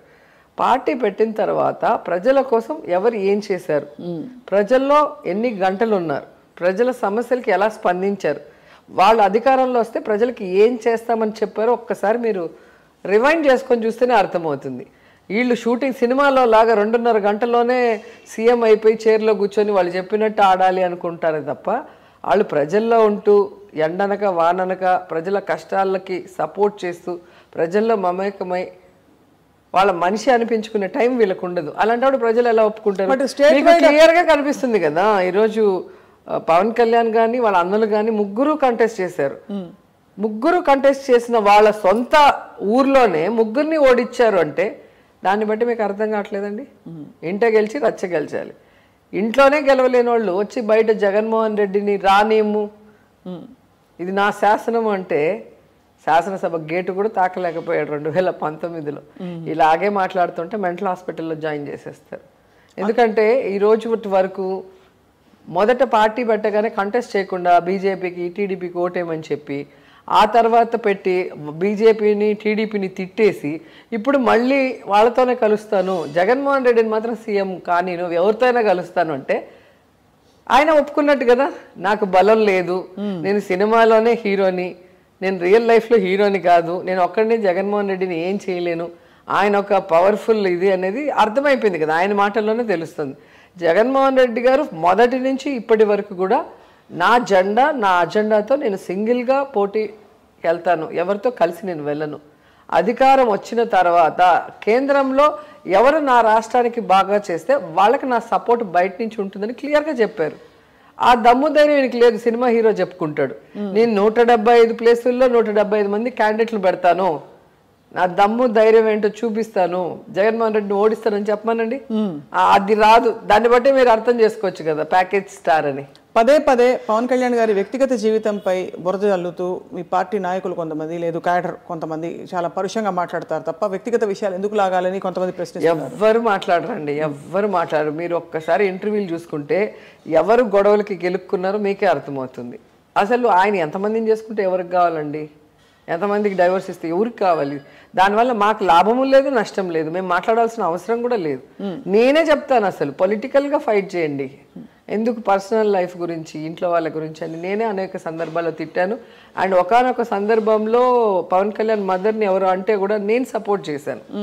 నాకు అతనితో గొడవ ఉన్నా కూడా నేను సపోర్ట్ చేశాను. అంటే పర్సనల్గా ఇంట్లో వాళ్ళని లాగకూడదు. ఎవరైనా ఇంట్లో వాళ్ళకి పాలిటిక్స్ తెలియదు, పాలిటిక్స్తో వాళ్ళకి సంబంధం లేదు, వాళ్ళని మనము హ్యూమిలేట్ చేసి వాళ్ళని డిప్రెస్ చేసే రైట్స్ మనకి లేదు కదా. అది నేను ఎప్పుడు కూడా అందరికీ చెప్తాను. ఈయన అందరినీ మాట్లాడటం, ఆడెవడో మాడికి ఉంటారు కదా, క్యాడర్కి ఎక్కడో కాలుతుంది లేదా సోషల్ మీడియా వాళ్ళకి ఏదో అవుతుంది, వాళ్ళు ఏదో ఒకటి మాట్లాడతారు. ఆ పరిస్థితి తెచ్చుకోవాల్సిన అవసరం ఏముంది? మొన్న కూడా చెప్పు చూపించి ఇట్లా అంటాడు. ఇప్పుడు ఎవడో అంటాడు, మా వాళ్ళల్లో కూడా చిన్న చిన్న వాళ్ళు ఉంటారు కదా కార్యకర్తలు, వాళ్ళ ఆవేశంతో వాళ్ళు చెప్పు చూపిస్తే నీ స్టేటస్ ఏమైపోయింది, నీ పరువు ఏమైపోయింది? మనం చూపించినప్పుడు ఎదుటోడు మనకు చూపించలేడా? మనం పనితో వాళ్ళ మనసు జయించాలి, పనితో మనం ఏంటో చూపించుకోవాలి. అప్పుడు ఎవడు కూడా మాట్లాడేదానికి లేదు. ఒకవేళ మాట్లాడినోడిని పిచ్చోళ్ళలాగా చూస్తారు. ఇప్పుడు జగన్ సారు ఇంత చేస్తుంటే ఆయన్ని పిచ్చి పిచ్చిగా మాట్లాడే చంద్రబాబు నాయుడిని, లోకేష్ని, పీకేని పిచ్చోళ్ళలాగా జనాలు చూస్తున్నారు. ఎందుకంటే జగన్ సార్ ఎప్పుడు మాట్లాడు ఎవరి గురించి, తన పని మాట్లాడాలని అనుకునే మనిషి. అట్లా వాళ్ళు కూడా వాళ్ళ పనితో చూపించాలి. వాళ్ళు అసలు టైం అంతా ఎక్కడో ఇది చేసి కనీసం ఇల్లు కట్టుకోరు, ఓటు ఉండదు ఆంధ్రప్రదేశ్లో. కానీ ఆంధ్రప్రదేశ్ ప్రజల మీద ప్రేమ ఉన్నట్టు వీళ్ళు స్పీచ్లు ఇచ్చేస్తే ఎవరు నమ్ముతారు? ప్రజల్లో ఉండాలి, ప్రజల కష్టాలు తెలుసుకోవాలి, వాటికి సపోర్టివ్గా ఉండాలి, వాళ్ళ సంతోష సమయంలో వాళ్ళతో కలిసి పాలు పంచుకోవాలి. అది లేదంటారు. అది ఎక్కడ ఉంది ఒక్కటి చెప్పండి మీరు. అంటే మధ్య మధ్యలో అప్పుడప్పుడు ఇప్పుడు ప్రత్యేకమైన వాహనం తీసుకుని, మిలిటరీ వాహనం తీసుకుని బయలుదేరుతున్నారు. ప్రజల కోసమే కదా. అవునా, ప్రజలు అది నమ్మాలి కదా, మా కోసమని ప్రజలు నమ్మాలి కదా. ప్రజలకి ఈరోజు పవన్ కళ్యాణ్ మీద నమ్మకం లేదు కాబట్టి 2 చోట్ల నించున్నా 2 చోట్ల ఓడించారు. ఎందుకంటే ప్రజలు గమనిస్తూ ఉంటారు మన మాటని, మన ప్రవర్తనని, మనం ఇచ్చిన వాగ్దానాన్ని మనం నెరవేరుస్తున్నామా లేదా, మనం ఎవరికైనా ఒక సజెషన్ చేసినప్పుడు అది మనం ఫాలో అవుతున్నామా లేదా, అన్నీ కూడా చూస్తుంటారు జనాలు. మనం అనుకుంటే జనాలు అమాయకులు, వాళ్ళకి ఏం తెలియదని. అందరికన్నా తెలివైన వాళ్ళు ప్రజలు. ఆ ప్రజలు అందరినీ గమనిస్తూ ఉంటారు. కానీ ఇదే కొనసాగిస్తే చంద్రబాబు నాయుడు గారిని ఏడిపించింది ఎవరు? ఆయన కంటతడి పెట్టి ఒకరోజు విపరీతంగా ఏడిచిన ఆయన అత్యాసే ఆయన్ని ఏడిపించింది. ఆయన చేసిన తప్పులు పాపాలకి ఈరోజు ఆయన ఏడవలసిన పరిస్థితి వచ్చింది. ఎందుకంటే ఇదే అసెంబ్లీలో అత్యధికమైన ఎమ్మెల్యేలతో తిరుగులేని ముఖ్యమంత్రిగా ఎన్టీఆర్ గారు అడుగుపెట్టినప్పుడు కుట్ర కుతంత్రంతో ఆయన మీద చెప్పులేయించి ఆయన ఎమ్మెల్యేని తన వైపుకు తిప్పుకొని ఆయనకి మైక్ ఇవ్వనీయకుండా అప్పుడు స్పీకర్గా ఉన్న యనమల రామకృష్ణుడితో నీతిమాలిన రాజకీయం చేసి ఆయన్ని వెన్నుపోటు పొడిచి ఆయన చావుకు కారణమయ్యాడు. అవన్నిటికీ ఈరోజు ఆయన ఆన్సర్ చెప్పాల్సిందే. ఎందుకంటే నెక్స్ట్ జన్మ లేదు, ఇప్పుడు అంతా కూడా ఈ జన్మలోనే లెక్క సెటిల్ అయిపోతుంది. ఎవరిని చూసినా మీకు కళ్ళ ముందే కనిపిస్తుంటుంది. అలాగే తన పదవి కోసం, తన అత్యాశ కోసం ఆయన సొంత భార్యని రోడ్డు మీద తీసుకొచ్చి పెట్టాడు. ఎవ్వరు ఒక మాట అనకుండా, ఎవరో ఏదో అనేశారు నా భార్యని అని చెప్పి ప్రజల్లో లేని ఒక డిస్కషన్ని తీసుకొచ్చి ఆమె మీద జనాలకి అనుమానం వచ్చే విధంగా చేసి ఏడ్చి సింపతి తెచ్చుకోవాలన్న ప్రయత్నం చేశాడు. కానీ అక్కడ కూడా ఫెయిల్యూర్ అయిపోయాడు. ఎందుకంటే క్లియర్గా ఎక్కడైనా కూడా మన వాళ్ళు మాట్లాడుంటే రికార్డు ఇమీడియట్గా చూపించండి, సారు డెసిషన్ తీసుకుంటారు. సార్ డెసిషన్స్ ఎలా ఉంటాయి మీకు తెలుసు కదా, జగన్ గారి డెసిషన్. కానీ అక్కడ కూర్చొని గంట తర్వాత రూమ్కి వెళ్ళి ఆ తర్వాత వాళ్ళ మనుషులు ఉంటారు కదా పచ్చ ఛానళ్ళు, వాళ్ళు ఇచ్చిన మొత్తము స్క్రిప్ట్ తీసుకొని మళ్ళీ పార్టీ ఆఫీస్కి వెళ్ళి అక్కడ ప్రెస్ మీట్ పెట్టి అప్పుడు ఏడిస్తే ఎవరు నమ్ముతారు? ఇప్పుడు మీరు నన్ను ఏదైనా తిడితే నేను రియాక్ట్ అయితే అవును అది జరిగినట్టు లెక్క. ఇప్పుడు మన ఇద్దరం ఇక్కడ మాట్లాడేసుకొని సరదాగా నేను వెళ్ళి ఒక 2 గంటల తర్వాత నన్ను అక్కడ ఇంటర్వ్యూ దగ్గర స్వప్న ఇలా అనింది అని చెప్పి ఏడిస్తే అది ఎవరైనా నమ్ముతారా? అక్కడ జరిగినప్పుడు ఏం చేస్తున్నావు అని అడుగుతారు. అక్కడే అంటారు మామూలుగా, అక్కడే అడగాలి. అవును, అలా లేదు అంటేనే అది ప్రీ ప్లాన్డ్ గా ఒక సింపతి కోసం చేసిన ఇది. మొన్న కూడా ఎక్కడో మీటింగ్ పోతే నా మీద రాళ్ళు వేశారు అని చెప్పి సింపతి కోసం డ్రామా ఆడారు. మీ మీటింగ్లో మీ కార్యకర్తల మధ్య ఒకడు వచ్చి ఒక రాయి వేయాలంటే ఇట్లా వేయలేడుగా, చెయ్యి పైకెత్తే వేయాలి కదా. ఆయన వ్యాన్ మీద ఉన్నప్పుడు ఆడు చెయ్యి పైకెత్తే వేసేటప్పుడు చుట్టూ ఉండేవాళ్ళు గాడిదలు కాస్తుంటారా పార్టీ కార్యకర్తలు? కొట్టి చంపారా? చంపుతారు లేదా? చెయ్యి ఒకటి పైకెత్తి రాయి వ్యాన్ మీదకి వేసినప్పుడు చుట్టూ కార్యకర్తలు అంతా కూడా ఎట్లుంటారు? ఆ పార్టీ కార్యకర్తలు ఏ పార్టీకైనా కూడా ఒక నాయకుడు వచ్చినప్పుడు అందరూ కూడా ఒక ఫుల్ ఎనర్జీతో ఉంటారు. అప్పుడు ఏదైనా ఒక చిన్నది జరిగినా అందరూ కూడా మాబుగా చేరి కొడతారు. అట్లా జరగలేదు అంటే అవన్నీ కూడా సింపతి కోసం ఆయన ఆడే డ్రామాలని ప్రజలకు అర్థమైపోయింది. సో అలా ప్రతి చోట కూడా ఆయన ఫెయిల్యూర్ అవుతూనే ఉన్నాడు. ఆయన చెప్పే మాటలకి చేసే చేతలకి ఏది కూడా సంబంధం లేకుండా. ఇప్పుడు కర్మ సిద్ధాంతం అన్నారు, మళ్ళీ అసెంబ్లీలోకి అడుగు పెట్టనివ్వలేదు టైంలో, మీకు విపరీతమైన అవమానం జరిగింది. సో ఏమంటారు కర్మ సిద్ధాంతం? అవును, నేను ఆ రోజు కరెక్ట్ గా ఒక 1 అవర్ ముందే ఎయిర్పోర్ట్కి వెళ్ళి అర్జెంట్ పని ఉండి హైదరాబాద్కి వెళ్ళా. నేను ఇట్లా ఫ్లైట్ దిగాను, ఫోన్లు ట్రింగ్ ట్రింగ్ ట్రింగ్ అంటే ఏమంటే మేడం కర్మ సిద్ధాంతం ఫలించింది మేడం, ఏ అసెంబ్లీకి అయితే మిమ్మల్ని రానియకుండా చేశాడో ఆ అసెంబ్లీకి ఆయన ఇంకా రానని చెప్పి ఆయనే వెళ్ళిపోయేలాగా చేశారు కదా మేడం అన్నారు. నాకు అర్థం కాలేదు, నేనేం చేశాను నాకు తెలియదు అంటే లేదు ఇట్లా జరిగిందని. అంటే ఆయనకంతా ఆయనే వెళ్ళిపోయే పరిస్థితి భగవంతుడు క్రియేట్ చేశాడు. సో ఎంతమందిని రానియకుండా చేయాలన్న ప్రయత్నం అయింది. ప్రాణాలు నాతో పెట్టుకుంటే ప్రాణాలు లేకుండా పోతాయి అని మాట్లాడిన మాటలు రాజశేఖర రెడ్డి గారు చనిపోయే ముందు మనం అసెంబ్లీలో విన్నాం. ఆ తర్వాత నన్ను ఎలా మాట్లాడారు విన్నాం.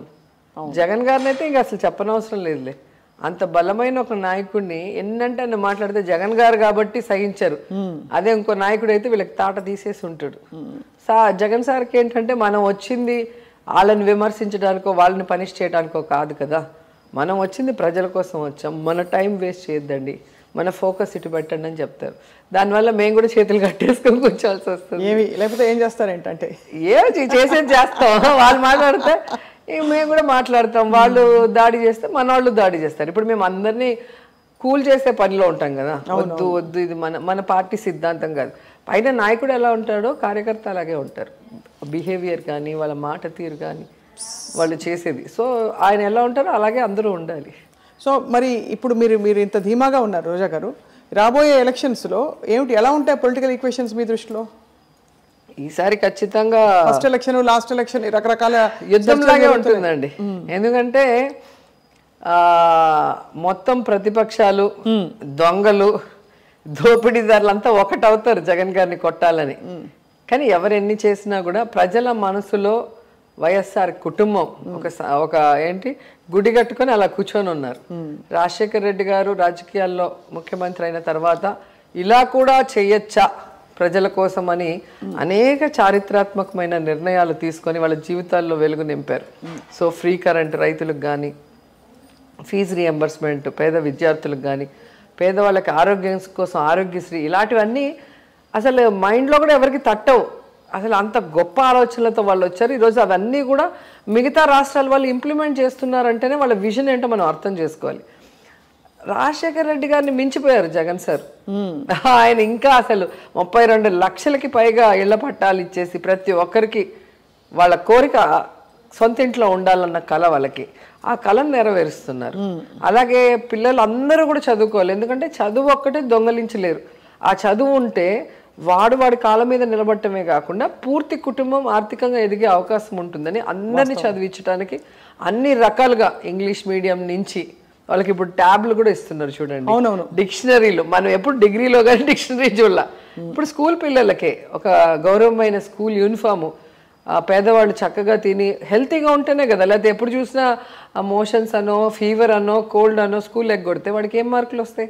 సో పౌష్టికమైన ఆహారం, జగనన్న గోరు ముద్ద, ఒక తల్లి మనసుతో ఆలోచించి ప్రతిదీ కూడా ఆయనే చేయటం అనేది మనం చూస్తున్నాం.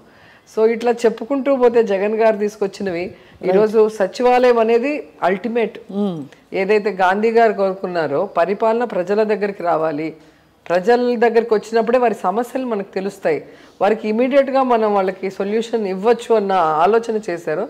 దాన్ని ఆచరణలో పెట్టింది ఒక్క జగన్మోహన్ రెడ్డి గారు. ఈరోజు మోడీ గారు దేశమంతా కూడా సచివాలయ వ్యవస్థ తీసుకురావాలి అంటున్నారు అంటే జగన్ గారి విజన్ ఎంత గొప్పదో మనం ఆలోచించాలి.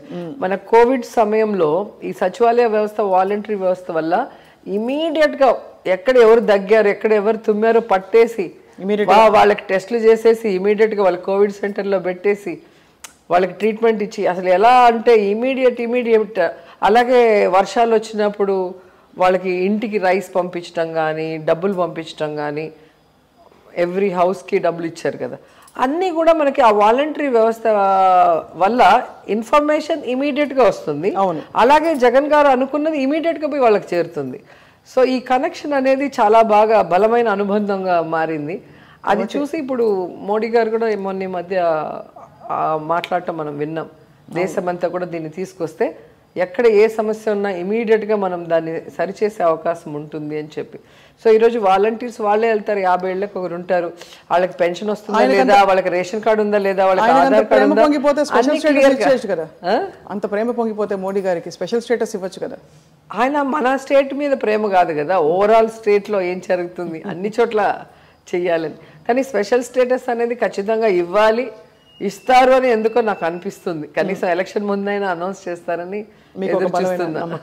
సో చాలా పాజిటివ్గా హ్యాపీగా ఉన్నారు. కానీ రోజా గారు ఆనెస్ట్గా మీరు ఒక అద్భుతమైన అంటే క్వీన్ ఆఫ్ గ్లామర్గా ఏలిన ఒక ఫేజ్ ఉండేది. ఆ తర్వాత అన్ని కష్టాలు రాజకీయాల్లోకి వచ్చాయి. రకరకాల మాటలు అన్నారు, మీరు అవమానాలు పడ్డారు, మీరు మీ గురించి ఎవరిని అడిగినా కూడా ఇదే అంటారు, చాలా స్ట్రగుల్ అయ్యి అట్ ద సేమ్ టైం దులుపుకుంటూ పాజిటివ్గా ఉండి పడ్డవాడు ఎప్పుడు చెడ్డవాడు కాదంటారు. అది సో నాకు బలమైన సపోర్టు ఫస్ట్ నా ఫాదర్ ఉన్నారు, తర్వాత నా హస్బెండ్, నా బ్రదర్స్. సో వాళ్ళు ఎప్పుడూ కూడా నన్ను ఏమంటారు, నన్ను మోటివేట్ చేస్తూ ఉంటారు. సో మనకి అదే నువ్వు హీరోయిన్గా సంపాదించిందంతా పెట్టి బిజినెస్ చేసుకుంటూ హ్యాపీగా ఉంటే ఏం చేస్తుంటావు, కిట్టి పార్టీలకు అనుకుంటూ తిరుగుకుంటూ జాలీగా ఉంటావు. ఇప్పుడు చూడు కష్టపడుతున్నావు కాబట్టి కష్టం విలువ తెలుస్తుంది. సో దీంట్లో సక్సెస్ అవ్వాలి అంటే నా మొండితనం ఉంటుంది. ఎవరైనా నువ్వు ఇది చేయలేవు అంటే నేను అది చేసి చూపిస్తా. సో హీరోయిన్ కాలేవు అంటే నువ్వు అయ్యావు, పొలిటీషియన్ కాలేవు అంటే మినిస్టర్ కూడా అయ్యావు. సో నీకు ఆ కసి అనేది ఎక్కడి నుంచి వస్తుంది, ఒక కష్టంలో నుంచి వస్తుంది. సో దేవుడు ఏది చేసినా నీ మంచి కోసమే చేస్తాడు. ఆ పాజిటివ్ థింకింగ్ తోండు లైఫ్ లో నువ్వు అన్ని సక్సెస్ఫుల్ గా ముందుకు చూస్తావు అన్నారు. ఇప్పుడు అదే జరుగుతుంది నాకు. సో నేను ఇండస్ట్రీ నాకు సంబంధం లేదు, ఎందుకు ఇండస్ట్రీకి వెళ్ళాను అనుకుంటే ఇప్పుడు ఆలోచిస్తాను, ఓకే నేను పాలిటిక్స్లో సక్సెస్ అవ్వటానికి దేవుడు నన్ను అటు పంపించాడేమో. ఎందుకంటే పొలిటికల్ బ్యాక్గ్రౌండ్ లేని ఫ్యామిలీ, ఓసీ ఫ్యామిలీ, రిజర్వేషన్స్ ఉండవు కదా ఓసీకి. పొలిటికల్గా ఎవరైనా ఉంటేనే నేను రాగలను, మా ఫాదర్ మా బ్రదర్. అట్లా లేకుండా నేను ఈరోజు 2 సార్లు ఓడిపోయి మళ్ళీ సీటు తెచ్చుకొని 2 సార్లు గెలవటం అనేది మామూలు విషయం కాదు. సో దానికి నా ఇమేజ్ నాకు ప్లస్ పాయింట్ అది. దానికోసమే నేను ఇండస్ట్రీకి పంపించాడేమో దేవుడు. అంటే నా జర్నీ చూసారా ఎలా వచ్చింది, ఎలా వెళ్తుంది. సో ఏది జరిగినా మన మంచికే. దేవుడు మనం ఏదో ఒకటి అడుగుతాం కానీ మనకు రావాల్సినవి ఎన్నో ఉంటాయి, అది దేవుడికి తెలుసు. అందుకే భగవంతుని కోరుకుంటాను, నాకు ఏది మంచిదో అది చేయండి అని కోరుతాను తప్ప నాకు ఇది కావాలని కోరను. ఎందుకంటే మనం ఒకటే అడుగుతాం, మేము ఆయన 4 ఇవ్వాలనుకుంటాడేమో, మనం ఎందుకు ఒకటి అడిగి 3 వదులుకోవటం. సో నాకు ఏది మంచిదో అది మీరే ఇవ్వండి అంటే సరిపోతుంది కదా. రోజా గారు సూటిగా మిమ్మల్ని నానా మాట్లాడినప్పుడు మిమ్మల్ని ఐరన్ లెగ్ అన్నారు, మీరు చెప్పండి ఎవరు ఐరన్ లెగ్ ప్రస్తుతం పాలిటిక్స్? ఐరన్ లేడీ అంటున్నారు ఇప్పుడు. అవును, but of course golden iron lady ఎప్పుడు అంటే కాయలున్న చెట్టుకే రాళ్ళ దెబ్బలు అని పెద్దలు అంటారు కదా, అది. సో ఈ అమ్మాయి రాజశేఖర రెడ్డి గారిని కలిసింది, ఈ అమ్మాయి ఎక్కడ ఎదిగిపోతుందో అన్న భయంతో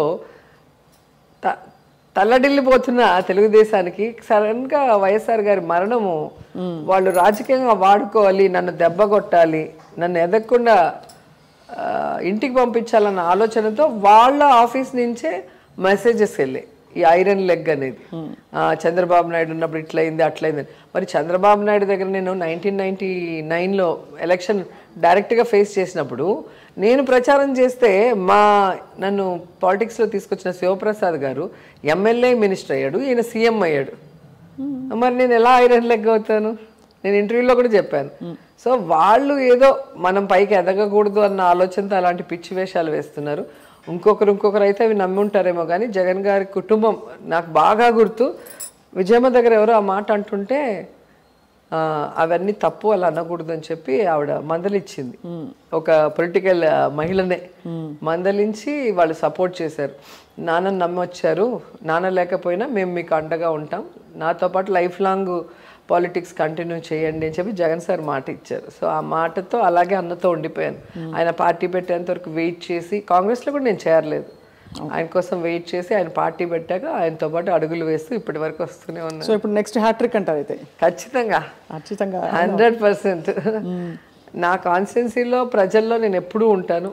వారికి ఏది కావాలన్నా వాళ్ళ కుటుంబ సభ్యురాలు, ఒక సిస్టరు మంత్రి అయితే ఎలా ఉంటుందో అలా ఎవరైనా మా ఇంటికి రావచ్చు, ఏ సమస్య మీదైనా వాళ్ళు అడగచ్చు, ఏ పార్టీ వాళ్ళైనా రావచ్చు. నా వల్ల అయినా సహాయం అందరికీ చేస్తూ ఉంటాను. చాలా మంచి బ్యూటిఫుల్ ఫేజ్లో ఉన్నారు రోజా గారు. కానీ మేము దారిలో వస్తూ మీ పాత సినిమాలు పాటలని తిరిగేసినప్పుడు అంటే అనిపించింది మిమ్మల్ని ఏదో గ్లామర్ అని పరిమితం చేశారు, మీరు చూడటానికి బాగుంటారని. బట్ మీరు యాక్టింగ్ ఓరియంటెడ్ క్యారెక్టర్స్ భలే చేశారు.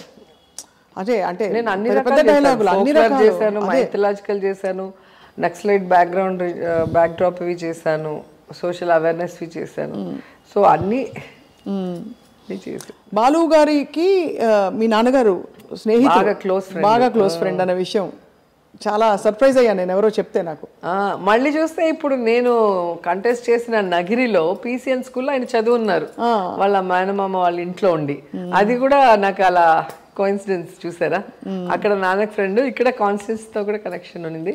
ఒకసారి అయినా ఆయన ఒక ఫంక్షన్కి పిలవాలి అనుకున్నాను నా కాన్స్టిట్యూన్సీలో, ఏదైనా పెద్ద ప్రోగ్రాం పెట్టి. అది అంటే 5 ఏళ్ళు నేను అపోజిషన్లో ఉన్నా, ఏం చేయలేకపోయా. ఆ తర్వాత ఈ గవర్నమెంట్ రాగానే కోవిడ్, ఆ కోవిడ్లోనే ఆయన చనిపోయారు. సో ఆయనను పిలిచి ఒక సన్మానం పెద్దగా చేద్దాం అనుకున్నా, చేయలేకపోయా. సో ఖచ్చితంగా భవిష్యత్తులో ఆయనది పెద్ద స్టాచ్యూ పెట్టి ఆయన పాటలన్నీ ఒక పెద్ద ఈవెంట్ లాగా చేద్దాం అనుకుంటున్నా. చాలా గొప్ప సంకల్పం. ఐ థింక్ తెలుగు ప్రజలు, ప్రపంచవ్యాప్తంగా, అసలు భారతదేశ ప్రజలు, ఆయనకు ఒక భాష కాదు కదా, అన్ని భాషలు ఆయనవే. రైట్. అండ్ మీరు చాలా మోస్ట్ ఫోటోజెనిక్ ఫేస్ అని బాలు గారు కూడా చాలా సందర్భాల్లో అన్నారు. నన్ను చూడగానే పాటలు పాడతారు, ఏడిపిస్తారు పాటలు పాడి. ఏ పాట పాడతారు నన్ను చూసి? ఏ పాట? రోజావే చిన్ని రోజావే అని పాడతారు. రోజ్ రోజ్ రోజ్ రోజప్పు ఏదో ఒక సాంగ్ ఎదురొచ్చినప్పుడు. మేము సారథి స్టూడియోస్లో పాడుతో తీయగా బాలు సార్ వాళ్ళ సెట్టు, మాది వచ్చి మోడర్న్ మహాలక్ష్మి. సో నాకు లాస్ట్ డే, వాళ్ళకి ఫస్ట్ డే, లేదా వాళ్ళది లాస్ట్ డే నేను ఫస్ట్ డే, అట్లా ఆ డేట్స్ మ్యాచ్ అవుతాయి. ఎప్పుడో ఒకసారి ఎదురు పడుతూ ఉంటాం.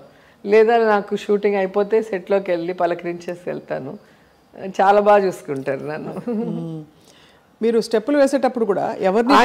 ఆయనతో కూడా ఒక సినిమాలో యాక్ట్ చేశాను. సాంగ్ ఉంటుంది, శ్రీదేవి గారు చిరంజీవి గారిది ఉంది కదా, అబ్బని కమ్మని, ఆ సాంగ్ ఒకటి. తర్వాత ఎన్టీఆర్ శ్రీదేవి ఆకు చాటు ఉప్పింది తడిసి, ఒక మూవీలో అంకుల్కి నాకు డ్యూయట్ ఉంది. అసలు భలే అల్లరి చేసాం ఆ రోజైతే, అంకుల్ని ఏడిపించేసాం. ఆయన డాన్స్ అంటే అంత హెవీగా చేయలేరు కదా. ఇంకా వర్షం వచ్చి ఆ వర్షంలో ఆకు చాటు పిందే తడిసే, ఆయనకి ఫీవర్ వచ్చేసింది పాపం. ఎక్కువ టేక్లు అవుతాయి కదా, వాటర్ వేస్తూనే ఉన్నారు. ఆ పిక్చర్లో నేను సంగీతం నేర్చుకోవడానికి వస్తాను బాలు గారి దగ్గరికి. అప్పుడు సుధాకర్ కామెడీ ఆర్టిస్ట్ ఉంటాడు, అమ్మాయి అలా చూసిందంటే నేను లవ్ చేస్తున్నట్టు ఇలా మాట్లాడదని లేనిపోనివన్నీ బుర్రలోకి ఎక్కించి అంకుల్కి ఒక డ్యూయట్ పెట్టారు. అవును, ఒక ఇల్యూషన్ లాగా ఒక సాంగ్ పెట్టారు. సో నవ్వుతూ ఉంటారు అంకుల్. మీరు డాన్స్లో మిమ్మల్ని ఎవరు అందుకోలేరు అంటే, అంత మంచి డాన్సర్ మీరని, అంటే one of the best dancers on screen Chiranjeevi గారు ఆయన అన్నారు. సో మీరు చాలా బాగా, మీకు ఇష్టం కదా డాన్స్? చిన్నప్పుడు డాన్స్ రాదు, డాన్స్ అంటే ఇష్టం. డాన్స్ రాదని తిట్లు తిన్నాను సుందర మాస్టర్ గారి దగ్గర. నాతో చేసిన హీరోయిన్లో మంచి డాన్సర్ అని చెప్పి ప్రభుదేవ గారి దగ్గర పొగిడించుకున్నా. అంటే ఆయన పొగిడే విధంగా డాన్స్ చేశా. సో ఒకే ఫ్యామిలీలో రెండు ఇది. అంటే నాకు first movie, second, third movie అప్పుడు డాన్సే రాదు. అసలు ఎట్లా నవ్వాలి, ఎలా మూమెంట్ చేయాలి కూడా తెలియదు. ఎప్పుడు తిడతా ఉండేవాళ్ళు సుందర మాస్టర్, ఎవరి అమ్మాయి ఎక్కడి నుంచి తెచ్చారు, డాన్స్ రాదు, పాడరాదు. అంటే ఆయన అంతా శ్రీదేవి గారు, జయప్రద గారు వాళ్ళతో చేసి సడన్ గా నాకు ఏమీ రాకుండా నన్ను తీసుకొచ్చి డాన్స్ అనగానే సరిపోయాగలను బాగా తిట్లు తిన్నాను. మళ్ళీ ప్రభుదేవ గారితో చేసినప్పుడు తను ఒక ఇంటర్వ్యూలో ఇచ్చారు, నాతో చేసిన హీరోయిన్లో శిల్పా శెట్టి గారు, రోజా గారు బాగా డాన్స్ చేస్తారని ఇచ్చిన్నారు. అప్పుడు హ్యాపీగా ఫీల్ అయ్యా. ఎందుకంటే నేను పెద్ద డాన్సర్ని ఏం కాదు, మాస్టర్ చెప్పింది చెప్పినట్టు చేస్తాను. శోభన్ బాబు చేసే డి షోస్ లాంటి డాన్సులు మన వల్ల అసలు ఒక మూమెంట్ కాదు. అవి చూస్తా అంటే అసలు భయం వేస్తుంది, మొత్తం జిమ్నాస్టిక్స్. ఆ టైంలో అంతా మంచిగా గ్రేస్ఫుల్ గా ఎక్స్ప్రెషన్స్ తో మూమెంట్స్ అవి చేయగలం. శోభన్ బాబు గారితో మీ జర్నీ గుర్తుందా సర్పయాగ టైంలో? నాకు ఫాదర్ లాగా ఫీల్ అయిన వాళ్ళల్లో ఆయన ఒకరు. రెండవ సినిమాలో చాలా అభిమానంగా చూసుకున్నారు. అండ్ నేను అప్పుడు 17 years, నాకు అంతే, చాలా చిన్నదాన్ని. ఇంకా నా భాష చిత్తూరు భాష, కొన్ని పదాలు వాళ్ళకి కొత్తగా ఉంటాయి, అవి అడిగి అడిగి నాతో పలకించుకునేవాళ్ళు. అలాగా నన్ను బాగా చూసుకున్నారు. ఆయన చనిపోయినప్పుడు మాత్రమే నేను చాలా ఏడ్చాను. అసలు ఢిల్లీలో ఉన్నాను అప్పుడు, మా డాడీ నేను పరిగెత్తుకుంటూ వచ్చాం. అసలు ఆయన చనిపోయారు అనగానే ఇంకా తట్టుకోలేక చాలా ఏడ్చాను ఆ రోజు. చాలా బాధ వేసింది. అంటే ఎవ్వరికీ హాని చేయరు, అందరితో మంచిగా నవ్వుతూ ఉంటారు. ప్లస్ మనీ ఎలా సేవ్ చేసుకోవాలి, ఫ్యూచర్కి మనీ ఎంత అవసరం అనేది చాలా బాగా చెప్పేవాళ్ళు. ఎవరిని హట్ చేయరు, అసలు హట్ చేయటం అనేది ఆయనకు తెలియదు. నాకు ఏదన్నా పెడితే ఇది వంటదండి అంటాను, అంటే నాకు సూట్ అవ్వదు అని. ఏదైనా తింటే వంట పట్టదు, వంటదండి అంట. అలాగే నాకు నవ్వాలండి అంటాను, తింటే అలర్జీ వస్తే గోక్కోవాలి కదా, అయ్యో అది తింటే నాకు నవ్వాలండి అన్న. నవ్వలేంటి అట్లా కొన్ని పదాలు, చిత్తూరు పదాలు నేను మాట్లాడుతుంటే ఆయనకి విచిత్రంగా ఉండేది. అడిగడిగి మరీ చెప్పించుకునేవాళ్ళు. ఫుల్ జర్నీ మీది. రోజా గారికి హెయిర్ స్టైల్స్ అంటే చాలా ఇష్టం అంటారు. చాలా. ఏంటి స్పెషల్ అంటే? మీరు అట్లే లేదు, చిన్నప్పుడు నాన్నగారు డాక్యుమెంటరీ మూవీస్ డైరెక్ట్ చేసేవాళ్ళు. సో ఆయన షూటింగ్ లేనప్పుడు ఇంటికి వచ్చినప్పుడు నాకు హెయిర్ స్టైల్స్ చేసి మేకప్ వేసి, నేను చిన్నదాన్ని స్కూల్కి వెళ్ళేది, నాకు మంచి మంచి dresses, painting dresses, and painting కూడా చాలా బాగా చేసేవాళ్ళు. సౌండ్ ఇంజనీర్గా ఉన్నారు సారథి స్టూడియోలో, వైఎన్ రెడ్డి. సో అవన్నీ వేసి తీసేవాళ్ళు. అట్లా నాకు ఆ ఇంట్రెస్ట్ వచ్చింది వాటి మీద.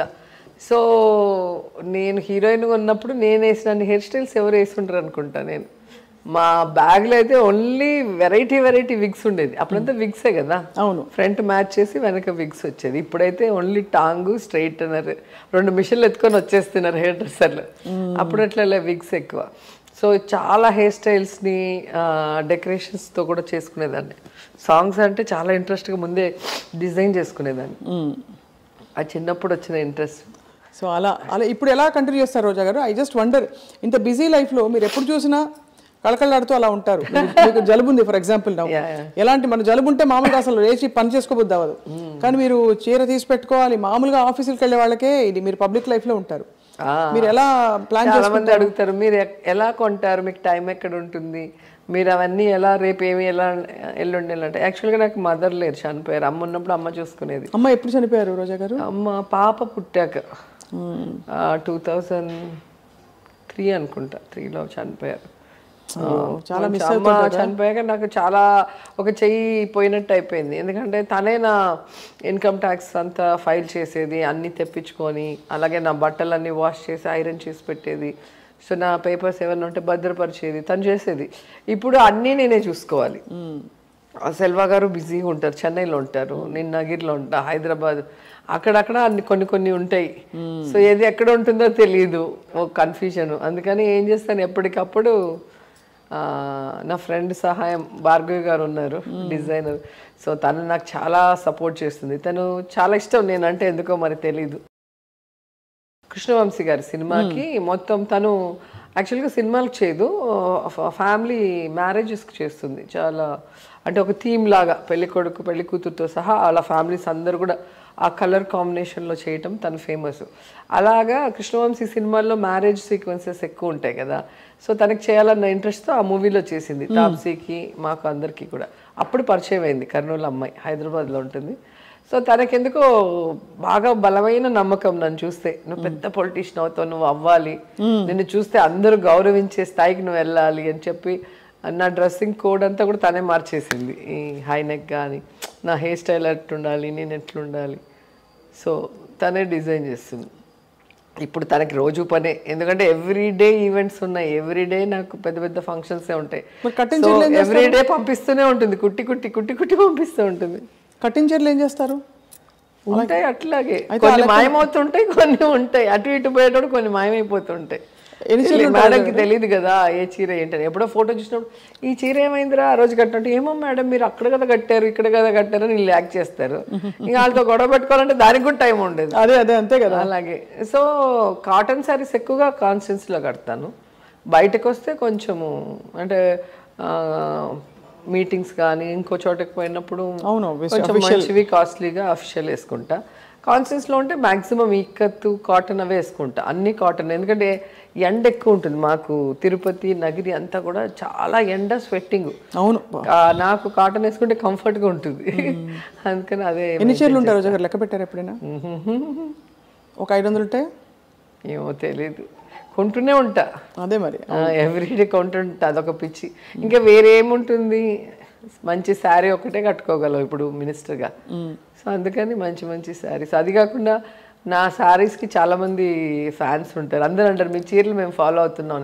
మరి ఎంతమంది ఉన్నప్పుడు వాళ్ళని హట్ చేయకూడదు కదా, అందుకే కొత్తగా రెడీ చేసి. అందులో మీరు తెర మీద స్టార్, మళ్ళీ తెర బయట కూడా ఇప్పుడు స్టార్. వాళ్ళందరూ చెప్పాక సో వాళ్ళ కోసం అన్నా మెయింటైన్ చేయాలని మళ్ళీ కొంటూ ఉంటారు. అట్లా చాలా ట్రోలింగ్ అవుతూ ఉంటారు, అందరూ అవుతారు, నాయకులందరూ. మీరు ఎలా పట్టించుకోరా, చూడరా అసలు? నేను ఫస్ట్ నాకు ఎవరైనా పెడితే మీరు నా మీద ప్రేమతో పెట్టారా లేకపోతే ఏదైనా సునకానందంతో పెట్టారా, అంటే నేను హట్ అయితే మీరు ఎంజాయ్ చేద్దామని పెట్టారని అర్థం. అయ్యో అట్లా కాదు మేడం, మీకు తెలియాలి కదా.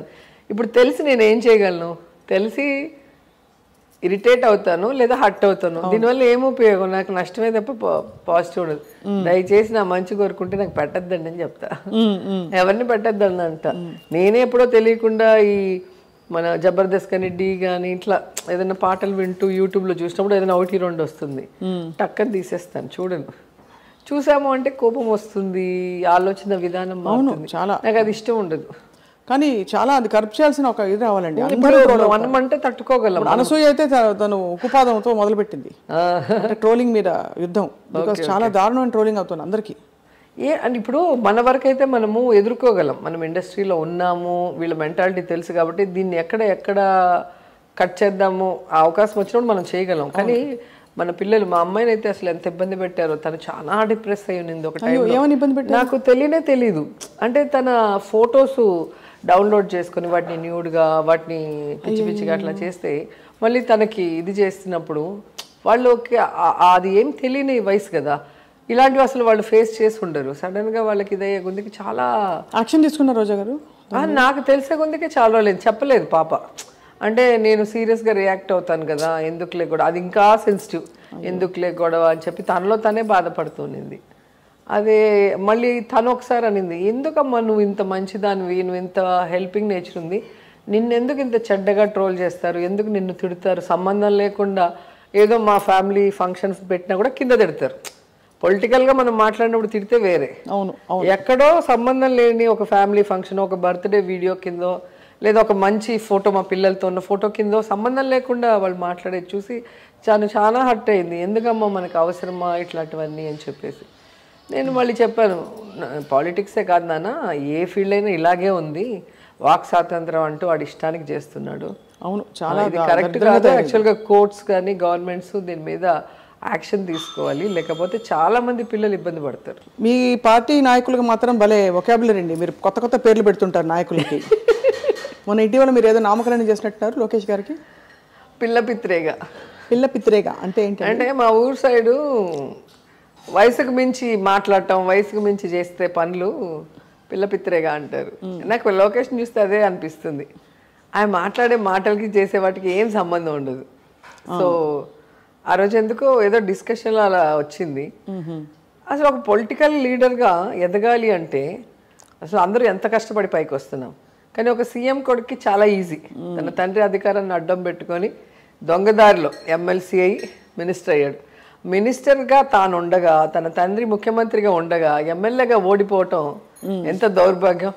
అలాంటి వాడు కూడా జగన్మోహన్ రెడ్డి గారిని నీ అంతు చూస్తా, ఏ జగన్ రెడ్డి రారా అంటుంటే నాకు నిజంగా పిల్లపిత్రేగాడు అనే పదం గుర్తొచ్చింది. అసలు సడన్ గా జగన్ సార్ వాడి ముందర ప్రత్యక్షమై ఏంట్రా చెప్పు అంటే గుండాయి చచ్చిపోతాడు. నాకు ఎప్పుడు అలా అనిపిస్తుంది, ఎవడైనా జగన్ గారిని తిడుతుంటే సడన్ గా జగన్ గారు వాళ్ళ ముందర ప్రత్యక్షమై ఏంటి చెప్పాలి, ఎలా ఉంటుంది వీడి పరిస్థితి అనేది నాకు నేనే అనుకొని నవ్వుకుంటూ ఉంటాను. అసలు వాళ్ళు ప్రజలకు మంచి చేయరు, వాళ్ళకి లీడర్షిప్ క్వాలిటీ ఉండదు. కానీ జగన్ సార్ని చూసి జలస్తో ఏది పడితే అది మాట్లాడేది, మన ఛానల్లే కదా మనం చెప్పినవన్నీ వేస్తారు అని వాళ్ళు మాట్లాడే మాటలకి ఇంకా పిల్లపిత్రేగా అనేది కరెక్ట్ అనిపించింది నాకు. కింద ఫైన్ ప్రింట్లో మీరు అంటే మీనింగ్ కూడా చెప్పాలి, అంత తెలుగు రాకపోవచ్చు చాలా. అదే చెప్పే కదా, అదే అర్థమైంది ఇప్పుడు మీరు చెప్పారు కాబట్టి. పిల్ల చేష్టలు అలా నా కొడక అంటారు మా సైడ్. అంటే అది బూత్ కాదు, చిత్తూరు సైడ్లో ఆ లాంగ్వేజ్ అలా ఉంటుంది. సో వాటికి ఇది ఒక పర్యాయ పదం అంతే. సో రోజా గారు ఇప్పుడు కంప్లీట్లీ మీరు అవే ఫ్రమ్ ఆల్ ఎంటర్టైన్మెంటా అయితే ప్రస్తుతానికి?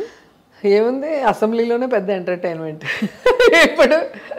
సో ఎవడెవడు మమ్మల్ని టార్గెట్ చేసి అబద్ధాలు స్ప్రెడ్ చేయాలి, జగన్ సార్ని నిందలు వేసి ఏదన్నా చేయాలనుకున్నప్పుడు ఇంకా మాకు ఎంటర్టైన్మెంటే, వాళ్ళని ఆడుకోవటం ఇంకేముంటుంది. ఎలాగూ సంక్షేమం అభివృద్ధి జగన్ సార్ చూసుకుంటారు, రైట్, అది మేము ఫాలో చేసుకుంటూ వెళ్ళిపోతాం. ఇక మధ్య మధ్యలో ఇలాంటి ఎంటర్టైన్మెంట్లు ఉంటుంటాయి అంతే అంటారు. అంతే.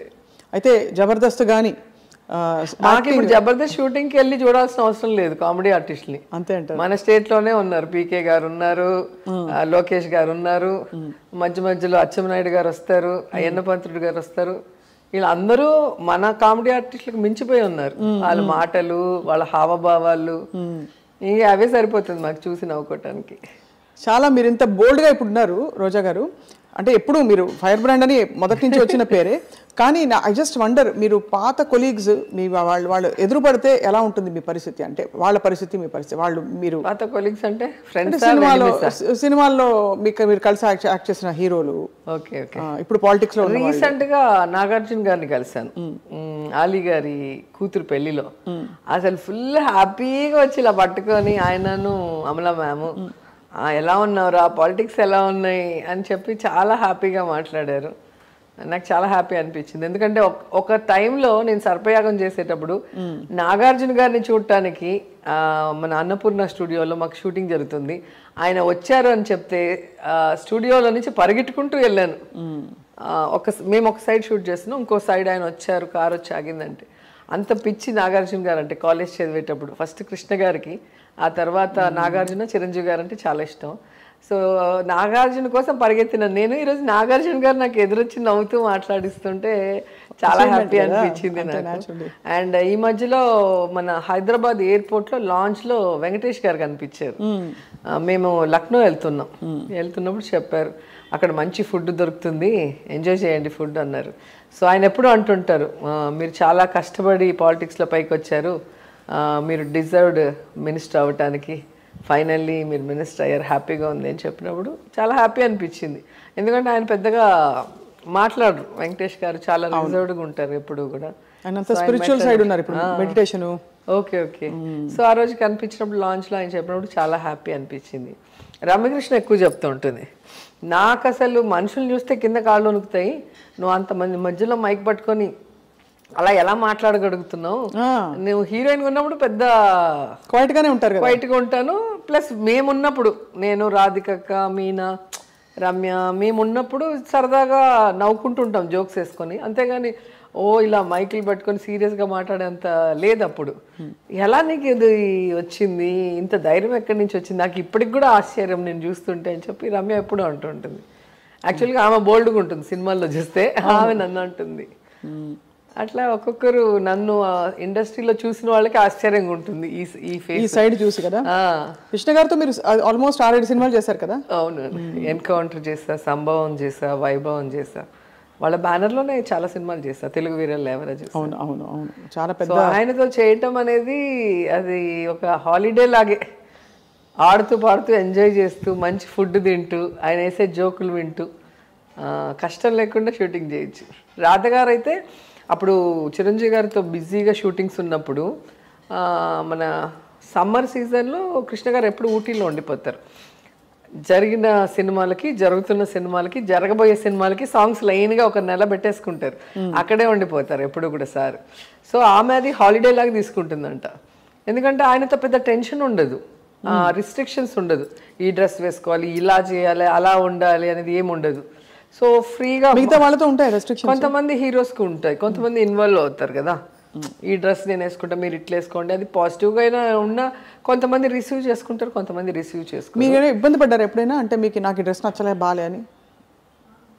ఉంటుంది, అది మన స్టైల్లోనే కొట్టుకొని. సో అట్లా రాధా చాలా ఇంటర్వ్యూల్లో చెప్పింది, కృష్ణ గారితో యాక్ట్ చేయడం ఒక హాలిడే లాగా, ఒక టెన్షన్ లేకుండా జాలీగా ఎంజాయ్ చేస్తూ ఆడుతూ పాడుతూ, మంచి ఫుడ్ విజయనిర్మల గారు అందరికి మంచి ఫుడ్ పెట్టారు, తింటూ అలా చేసుకుంటూ ఉండేవాళ్ళం. అలా నేను కూడా, నాకు ఆయనకి బిఏ రాజు గారని డేట్స్ చూసేవాళ్ళు. ఫస్ట్లో నేను మూవీ చేయలేదు, చాలా రోజులు నాకు కుదరలేదు బిజీలో. ఏంటయ్యా నా ఫ్యాన్ అంటారు, నా సినిమాకి డేట్లు ఈరా అని అడిగేవారంట.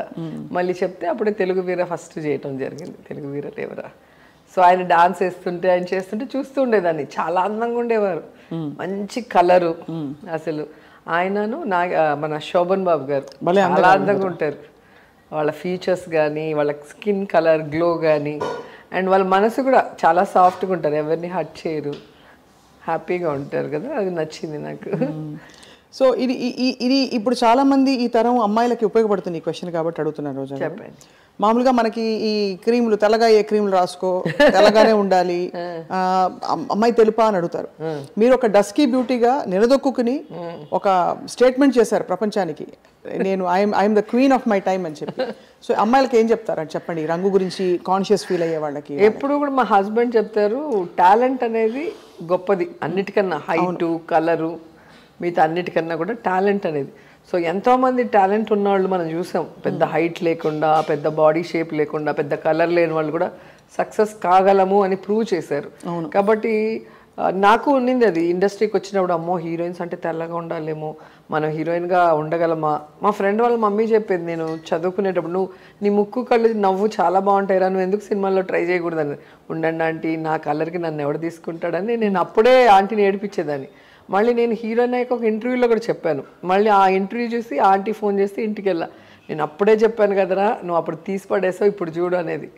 సో అట్లా నాకు నా మీద నాకే అప్పుడు నమ్మకం లేదు, ఫస్ట్లో భయం వేసింది. ఎందుకంటే సినిమాలో శ్రీదేవి గారిని, జయప్రద గారిని, మన భానుప్రియ వీళ్ళందరూ మంచి హైటు, మంచి కలరు, డాన్స్ బాగా చేస్తారు. నాకు అసలు డాన్స్ కూడా వచ్చేది కాదు కదా, ప్లస్ సిగ్గు ఎక్కువ, మాట్లాడలేను. మనకి ఏం సూట్ అవుతుంది, మా అంకుల్ ఏంటో నన్ను హీరోయిన్గా పెట్టాడు, సరే ఒక సినిమా చేసి వెళ్ళిపోదాంలే అనుకున్నా. ఇంకా ఆ సినిమా అయ్యాక ఒక చిన్న చిన్న గొడవలు, నీకేం రాదు, నువ్వు చేయలేవు అని ఒకరిద్దరు అనటంతో, లేదు నేను ప్రూవ్ చేసుకోవాలని అప్పుడు చెన్నైకి మా నాన్నని తీసుకొని వెళ్ళి ఫోటో సెక్షన్ చేసుకొని రిటర్న్ వచ్చేటప్పుడు సెల్వమణి గారు వాళ్ళ పిక్చర్కి హీరోయిన్ వెతుకుతూ ఉంటే, వాళ్ళకి డస్కీ బ్యూటీ కావాలి, దాంట్లో చేపలు పట్టే అతని చెల్లెలు అది చామంతి, చెంబరత్తి. సో కరెక్ట్గా నేను అదే విధంగా మంచి స్మైల్, డార్క్గా ఉన్నానని పట్టుకుపోయాను నన్ను. ఇంకా అప్పటి నుంచి ఇప్పటి వరకు వెనక్కి తిరిగి చూడాలి, అలా కంటిన్యూ తగ్గేదేలే అంతే, తగ్గేదేలే తగ్గేదేలే. Super. What is lovely about you Roja garu is, మీరు ఇంత పొజిషన్లో ఉన్నారు, ఇంత అంటే ఫిల్మ్లోనే మీరు ఇంత స్టార్డమ్ చూశారు, పెద్ద పెద్ద వాళ్ళతో మీరు మూవ్ అయ్యారు, బట్ ఇప్పటికీ ఆ ప్లెయిన్నెస్, ఒకలాంటి అమాయకపు చిన్నపిల్లతనం మనసులో ఎప్పుడు పోలేదు, అక్కడెక్కడికి పోలేదు. ఎంత వామ్గా ఉంటారు మీరు, ఎక్కడ అంటే హెచ్చులు పోవడం కానీ ఏమీ లేదు, అంటే పవర్ చూపించడం అవన్నీ పోతూ ఉంటాయి. వాటి గురించి మనం పొంగిపోవటము, పోయినాయని చెప్పి ఇంట్లో దాక్కోవటం అనేది వేస్ట్. సో మనంగా ఉంటే మనం ఎప్పుడూ కూడా ఏమంటారు సక్సెస్ఫుల్ అయినట్టే లెక్క లైఫ్లో. ఇప్పుడు చాలామంది మీరు చూస్తే ఒక టైంలో సూపర్ స్టార్స్గా ఉంటారు, హీరోయిన్స్ కానీ హీరోస్. ఆ టైంలో వాళ్ళు అని ఇట్లా పైన చూస్తారు, అంటే అట్లా చూసేలాగా చుట్టుపక్కల వాళ్ళు చేస్తారు, వాళ్ళ తప్పు కూడా లేదు, అది మనము డెసిషన్ తీసుకోవాల్సిన విషయం. మన చుట్టూ చేరిన వాళ్ళు భజన చేస్తూనే ఉంటారు, ఏ ఫీల్డ్లో అయినా కూడా. అట్లా ఉన్న వాళ్ళని సడన్గా మార్కెట్ పోగానే వదిలేస్తారు, వాళ్ళు డిప్రెషన్లోకి వెళ్ళిపోతారు. మనుషులు మళ్ళీ ఎక్కడ ఉన్నారో కూడా మనకు తెలియదు, చాలా మంది ఆర్టిస్ట్ పేర్లు చూస్తే. అవునవును. సో అందుకే మా హస్బెండ్ ఎప్పుడూ అంటుంటారు, మనం ఎప్పుడు రియాలిటీకి దగ్గరగా ఉండాలి. డబ్బు వస్తుంది పోతుంది, రియాలిటీకి దగ్గరగా ఉంటే రేపు ఏదైనా నెగటివ్ జరిగి మనము ఒకవేళ డబ్బు పోగొట్టుకొని మళ్ళీ నార్మల్ పొజిషన్కి వచ్చినా మనం సర్వే ఆ కష్టం కూడా చూసారుగా మీరు సినిమా ప్రొడ్యూస్. అదే నాకు అలా మోటివేట్ చేస్తూ ఉన్నారు కాబట్టి ఇంట్లో నాకు ప్లస్ పాయింట్ అది. సో నేను షూటింగ్స్ చేసేటప్పుడు నేను ఒక్క హీరోయిన్నే, బంధువులు వస్తారు, ఫ్రెండ్స్ వస్తారు, ఎప్పుడు సరదాగా అందరికి భోజనాలు పెట్టుకొని కబుర్లు చెప్పుకుంటుంటాం. వేరే ఎవ్వరు కూడా వాళ్ళ బంధువులు కానీ ఇంట్లో వాళ్ళు కూడా రారు, ఎందుకు షూటింగ్స్ దగ్గరికి చాలా పర్టికులర్గా ఉంటారు. నేను అప్పుడు కూడా పట్టించుకోను, మనం అంతా కూడా వేరే ట్రెండ్ సృష్టిస్తాం కదా, కొత్త ట్రెండ్ అని పెడతాం ఎక్కడికి వెళ్ళినా కూడా. అక్కడ అలాగే మీరేమిటో అంటే చాలా ఏళ్ళ నుంచి మిమ్మల్ని దగ్గరగా కూడా చూస్తున్నాను, నేను చూస్తున్నాను. ఎవరో అన్నారు నాగబాబు గారు జబర్దస్త్ వదలడానికి కారణం రోజా గారే అంటే, నేను అయ్యో అస్సలు సంబంధం లేదు. అదే జస్ట్ ఆయన అనేక సందర్భాల్లో చెప్పాడు కదా, ప్రొడ్యూసర్స్ హీరోయిన్, ప్రొడ్యూసర్ కష్టాలు తెలుసుకొని ఇబ్బంది పెట్టని ఒకే హీరోయిన్ అంటారు ఆయన. ముగ్గురు మనగాళ్ళు చేశాను. అవును. సో ఆయన స్టేట్మెంట్ ఇచ్చారు.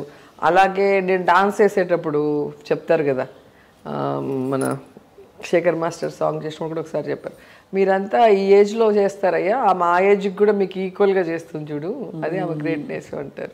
సో ప్రతి విషయంలో ఎప్పుడు కూడా పాజిటివ్గానే ఉన్నారు. ఏదైనా పొలిటికల్గా డిఫరెన్స్ అంటే నేను వాళ్ళ తమ్ముడిని అన్నానో నేను కోపడాలి తప్ప వేరే విషయాల్లో కోపపడేదానికి లేదు అసలు. సెట్లో కూడా ఆయనకి ఇచ్చే గౌరవం ఎప్పుడు ఆయనకి అంటే నాకన్నా వయసులో పెద్దవాళ్ళు ఆ గౌరవం ఎప్పుడూ ఉంటుంది. నేనేదో పెద్ద హీరోయిన్ అని చెప్పి కాలు మీద కాలు వేసుకోవటం ఆయన అట్లాంటివి ఎప్పుడు చేయలేదు నేను. ఆయన ఎప్పుడు పాజిటివ్గానే ఉన్నారు మనతో. రోజా గారు అందరికీ వచ్చిన వాళ్ళందరికీ భోజనం పెడతారట, నిజమేనా? ఇష్టం. నేను తిన్న భోజనం అందరూ తింటూ ఉండాలి, అలాగే నేను చూసిన అందరూ చూడాలని నేను ఎక్కడికి వెళ్ళినా వీడియోస్ తీసి పెడుతూ ఉంటాను కదా. సో చాలామంది చూసి వెళ్ళాలనుకున్న వాళ్ళు వెళ్తారు, వెళ్ళలేని వాళ్ళు చూసి తృప్తి పడతారు అని చెప్పి నేను టెంపుల్స్కి వెళ్ళినా, టూరిస్ట్ స్పాట్స్కి వెళ్ళినా అన్నీ కూడా పెడుతూ ఉంటాను. ఏ దేవుడిని నమ్ముతారు మీరు రోజా గారు? ఎక్కువ అందరినీ, వీళ్ళు వాళ్ళని ఏం లేదు, అందరినీ. మా ఇంటి నిండా చూస్తే తెలుస్తుంది అసలు మొత్తం అన్ని దేవుళ్ళు ఉంటాయి. మీ ఇంటి అసలు వాకిట్లో చూస్తే అది చెప్పాను, టూరిజం మినిస్టర్ గారి ఇల్లు లాగే ఉంది, అందంగా కళాత్మకంగా బ్యూటిఫుల్లీ డెకరేటెడ్ అని చెప్పి చాలా ముద్దుగా బాగా ఇష్టం. నగిరిలో వస్తే అసలు గుళ్ళో ఎంటర్ అయినట్టు ఉంటుంది. మీ నగిరి కూడా వస్తున్నాం మీ ఆతిథ్యం స్వీకరించాలి.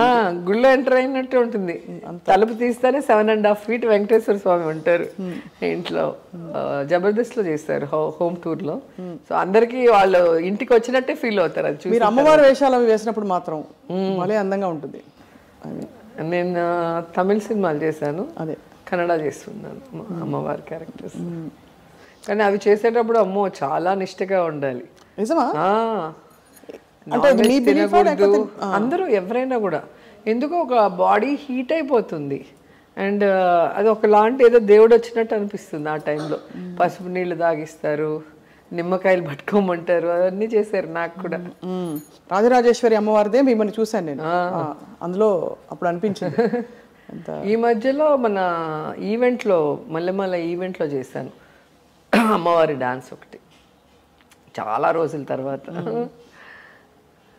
Beautiful journey. బాలకృష్ణ గారు ఎప్పుడు అనేవారు, మీ ముక్కు, మీ నవ్వు, మీ కళ్ళు, మీకు ఆ రాణి గెటప్ వేసినా దేవుడి గెటప్ వేసినా భలే సెట్ అవుతారండి, దేవుడు మీకు అలా ఇచ్చేసారు అంటుంటారు సార్. మిమ్మల్ని పిలవలేదు అన్స్టాపబుల్కి? ఇంకా ఎప్పుడో పిలిచారు, నేనే ఇంకా వెళ్ళలా. ఎందుకంటే ఇప్పుడు సినిమా వేరు, పాలిటిక్స్ వేరు. బాలకృష్ణ గారు కూడా అదే అంటారు, అమ్మ సినిమా వేరు, పాలిటిక్స్ వేరు, అది అది ఇది అదే అంటారు. పాప మొన్న బర్త్డేకి కూడా విష్ చేశారు. అసెంబ్లీలో ఎక్కడ కనిపించినా చాలా బాగా మాట్లాడతారు.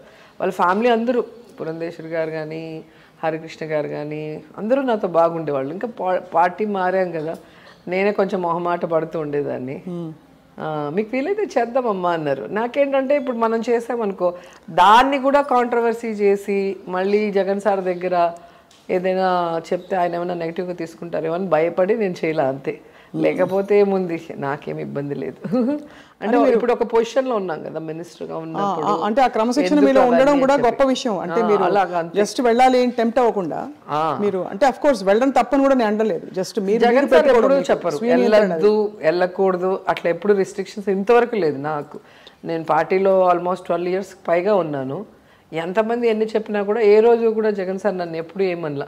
ఆమె షూటింగ్స్ చేసుకుంటుంది, ముందులాగా వర్క్ చేయట్లేదు అంటే, ఆమె ఎప్పుడు వర్క్ చేయాలో ఆవిడకి తెలుసులే అని చెప్తారు సార్. అంటే ఒక నమ్మకం నా మీద. ఎలక్షన్స్ ఉన్నా లేదా ఒక పని ఇస్తే నేను 100% ఆ పని అయ్యేంత వరకు నేను చేసేసే వెళ్తాను నా పనికి. ఇప్పుడు కూడా చూడండి, సంస్కృతిక సంబరాలు చేస్తున్నాం, 1 monthగా క్రీడలు చేస్తున్నాం. ఆ 2 చేస్తూ గడప గడప చేసుకుంటాను. మళ్ళీ స్టేట్లో ఏ ఈవెంట్స్ ఉన్నా నా ఈవెంట్స్ పోయేసి వస్తాను. సో ఒక ప్లాన్ ప్రకారం ఒక టైం టేబుల్ వేసుకొని నా పని నేను చేస్తాను. కాబట్టి ఎప్పుడు నన్ను ఇంతవరకు ఏం ఒక మాట అనలేదు. కానీ షూటింగ్ చేస్తున్నారు చేయొద్దని కూడా అనలేదు. ఎందుకంటే అసెంబ్లీలో కూడా చాలాసార్లు ఇదైనా జబర్దస్త్ అనుకున్నారా, జబర్దస్త్ లాగా ఎంతో మంది ఏడిపిస్తారు, అందుకని మానిపించేయండి అమ్మాయి అది చేయడం వల్ల కదా అంటున్నారంటే కూడా ఎప్పుడు సార్ నాకు చెప్పలా చేయొద్దని. అందుకని నాకు ఇంకా గౌరవం ఆయన మీద. ఎందుకంటే పాలిటిక్స్ వరకు నేను కరెక్ట్గా ఉన్నా.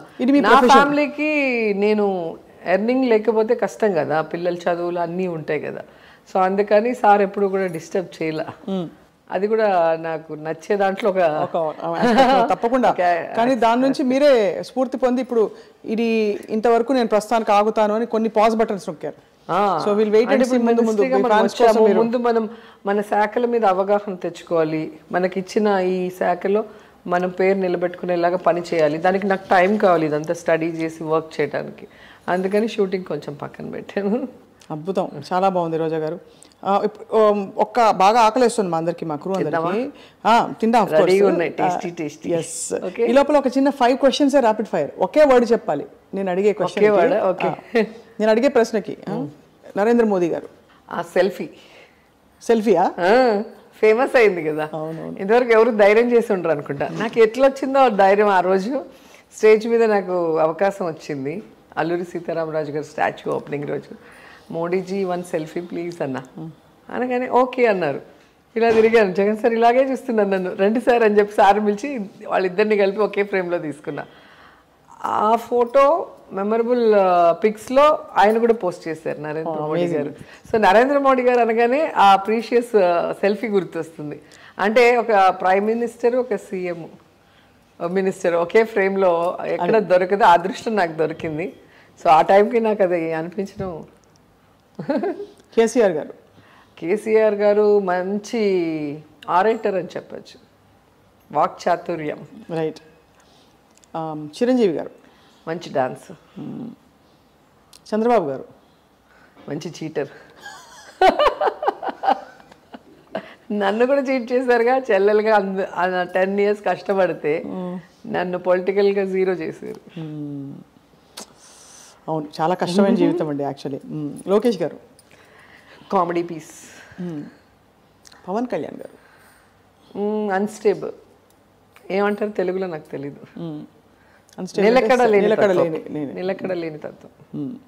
సో ఫైనలీ మీ favourite all time political idol అంటే మీరు చాలా ఆరాధించే రాజకీయ నాయకురాలు లేదా నాయకుడు? నాకు లేడీస్లో జయలలిత గారు, జెంట్స్లో జగన్మోహన్ రెడ్డి గారు. సూపర్. ఇప్పుడు ఆల్రెడీ చాలామంది ఇక్కడ జయలలిత గారు ఫ్యాన్స్ కూడా ఉన్నారు, జగన్ గారు ఫ్యాన్స్ కూడా ఉన్నారు క్రూలో. సో సగం కడుపు నిండిపోయింది, కానీ మీరు భోజనానికి ఆహ్వానించారు కాబట్టి. అయ్యో, మా ఇంట్లో టేస్ట్ చేయాలి కదా ఎంత దూరం వచ్చాక. అంతేనా? రండి. రైట్, థ్యాంక్ యూ రోజా గారు.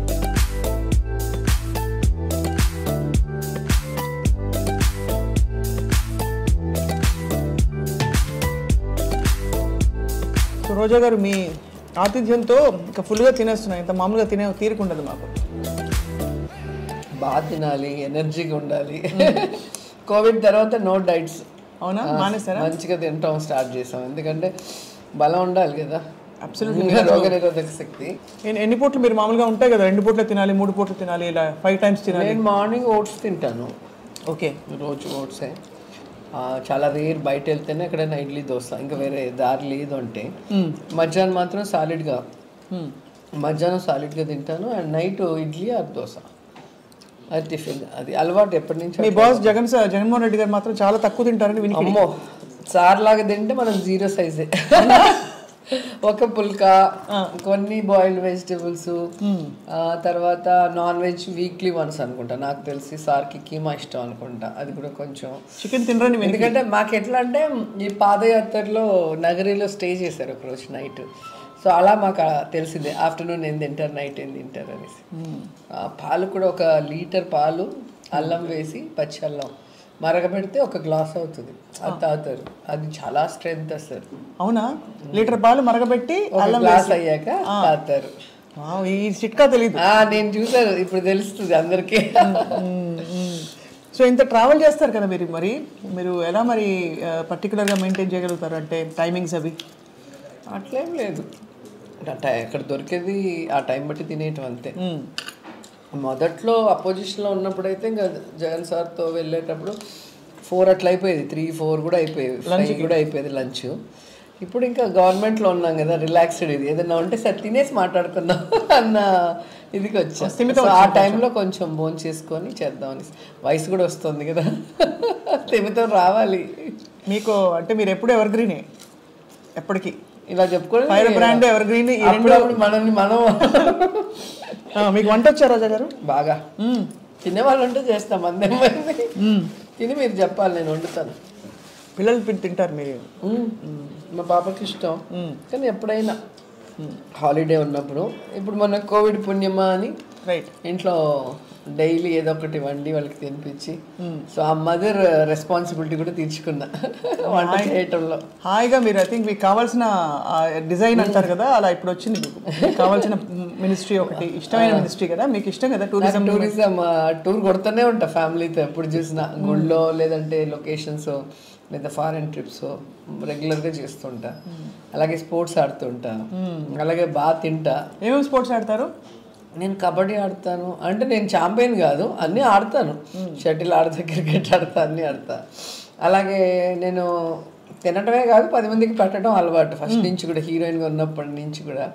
సో ఇప్పుడు మాది ఆతిథ్య ఫీల్డే కదా, టూరిజంలో ఆతిథ్యం కూడా ఒక పోర్షన్. సో అలా మంచి మంచి ఫుడ్తో వచ్చిన పర్యాటకుల్ని మరి అడక్క మానలేకపోతున్నాను. మన ఆంధ్ర వంటకాల కోసం టూరిజంలో ఏంటి ప్రణాళిక ఏమన్నా ఉందా? అంటే పర్టికులర్గా ఇక్కడ ఉండే రీజనల్ స్పెషాలిటీస్ని అందరికీ, ఇప్పుడు హైదరాబాద్ అంటే వెంటనే బిర్యానీ గుర్తొస్తుంది, అలా ఆంధ్ర అనగానే వంటకాల కోసం ఏమన్నా ప్లాన్? మనకి ఉన్నాయి కదా, గుత్తి వంకాయ కూర, పచ్చడి, రాగి సంగటి, నాటుకోడి పులుసు, ఇట్లాంటివన్నీ గుర్తొచ్చేస్తూ ఉంటాయి. సో నిన్ననే మేము ఈ లంబసింగి వెళ్ళాం, అక్కడ కూడా ఆ లోకల్ ఫుడ్ని ప్రమోట్ చేద్దామని నిన్న డిస్కస్ చేసాం. ఏం తింటారు లోకల్ లంబసింగిలో? అక్కడ ఈ మిల్లెట్స్ ఇవన్నీ ఇప్పుడు వచ్చినాయి మనకి, వాళ్ళకి ఎప్పటి నుంచో తింటారంట. అలాగే అక్కడ మెయిన్ ఫుడ్ ఒకటి బ్యాంబూ, లేత బ్యాంబూని బాయిల్ చేసి దాన్ని ఏదో సూప్ లాగా ఏదో చేస్తారంట. నిన్ననే చెప్తూ ఉంటే చాలా వినడానికి ఇంట్రెస్టింగ్గా ఉంది. చాలా ఇష్టంగా తింటాం మేము ఇక్కడ. ఇలాంటివన్నీ మనం ట్రై చేద్దాం అని మా ఎమ్మెల్యే ఎంపీ వాళ్ళందరూ కూడా చెప్పడం జరిగింది. అంతా లేడీసే నిన్న మొత్తం. సో వచ్చిన పర్యాటకులకు కూడా ఒక కొత్త ఎక్స్పీరియన్స్ ఉంటుంది కదా. అవునవును, డెఫినెట్గా. అందుకని అవన్నీ రెడీ చేద్దాం అనుకున్నాం. మొత్తానికి మీ టూరిజం ప్లాన్ చూడడానికి మేము అందరం ఆత్రంగా ఉన్నాం, వెయిట్ చేస్తున్నాం. ఏమేమి అనుకుంటున్నారు? Youth advancement, tourism and culture అన్ని, అంటే ఆర్కియాలజీ కూడా ఎందుకు వస్తుంది? అదే మన పురావస్తు శాఖకి సంబంధించిన పురాతనమైన కట్టడాలు అన్నీ కూడా ఇప్పుడు అన్నీ కూడా మంచిగా డెవలప్ చేస్తున్నాం. మనకి ఇక్కడే దగ్గరలో మొన్ననే ఈ మధ్య కార్తీక మాస వనభోజనాలు పెట్టాం కొండపల్లి ఫోర్ట్ అని. ఎంత అద్భుతంగా ఉందో అసలు. మా వాళ్ళందరినీ తీసుకెళ్ళా. అందరూ అసలు మన విజయవాడలో ఎంత పెద్ద కోట ఉంది మాకే తెలియదు, నీ వల్ల తెలిసింది అని. లేజర్ షో ఒకటి పెట్టాము. అసలు అద్భుతంగా ఉంటుంది. ఒకసారన్నా మీరు చూడాలి. ఎవ్రీడే ఉంటుంది, వెళ్ళి చూడాలి. వీటన్నిటికీ ఎలా మరి అడ్వర్టైజింగ్ కూడా చేస్తున్నారా? అంటే ఇప్పుడు స్టార్ట్ చేసాము. అన్ని ఏవేవి ఫోర్ట్స్ మెయిన్ ఉన్నాయి, అలాగే టెంపుల్స్, అలాగే టూరిస్ట్ స్పాట్స్ అన్నిటి మీద ట్రైలర్స్ లాగా చిన్న చిన్న గ్లిమ్స్ లాగా తీసి ప్రమోట్ చేద్దామని చెప్పి ఒక డెసిషన్కి వచ్చాము. దాని మీద వర్కౌట్ కూడా చేస్తున్నాం. నేనే చేయాలని నా ఆశ. మీరే బెస్ట్ బ్రాండ్ అంబాసిడర్ ఫర్, అందుకని చేయాలని ఆశ. చెప్పాను, ఈ మధ్యలోనే చెప్పాను మన వాళ్ళకి. సరే వర్కౌట్ చేస్తున్నారు. చేస్తే నాకు కూడా హ్యాపీ. నేను మినిస్టర్గా ఉన్నప్పుడు నేను చేసినట్టు నాకు కూడా గుర్తింపు ఉంటుంది కదా. ప్లాన్ జబర్దస్త్గా ఉంది. ఆంధ్రప్రదేశ్ అమ్మాయిని కదా, తెలుగు అమ్మాయిని, మన స్టేట్కి మనమే చేద్దాం, ఎవరినో ఎందుకులే అని నేను ఒక ప్రపోజల్ పెట్టా. ఓకే అన్నారు. సూపర్. మన పండగలు, మన కల్చర్ కూడా మీ డిపార్ట్మెంటే కదా. కల్చర్ అదే ఈరోజు జగనన్న సంబరాలు కల్చరల్ యాక్టివిటీసే. పోటీలు పెడుతూ ఎక్కడ ఏ రీజన్లో ఏ కల్చర్ ఫేమస్గా ఉందో దాన్ని ప్రమోట్ చేసుకుంటూ వెళ్తున్నాం. అలాగే వాళ్ళ డేటా కూడా మొత్తం తీసుకుంటున్నాం. భవిష్యత్తులో వాళ్ళకి మన ప్రభుత్వం తరఫున, మా తరఫున మేము ఏం చేయగలము, రైట్, దానికోసం.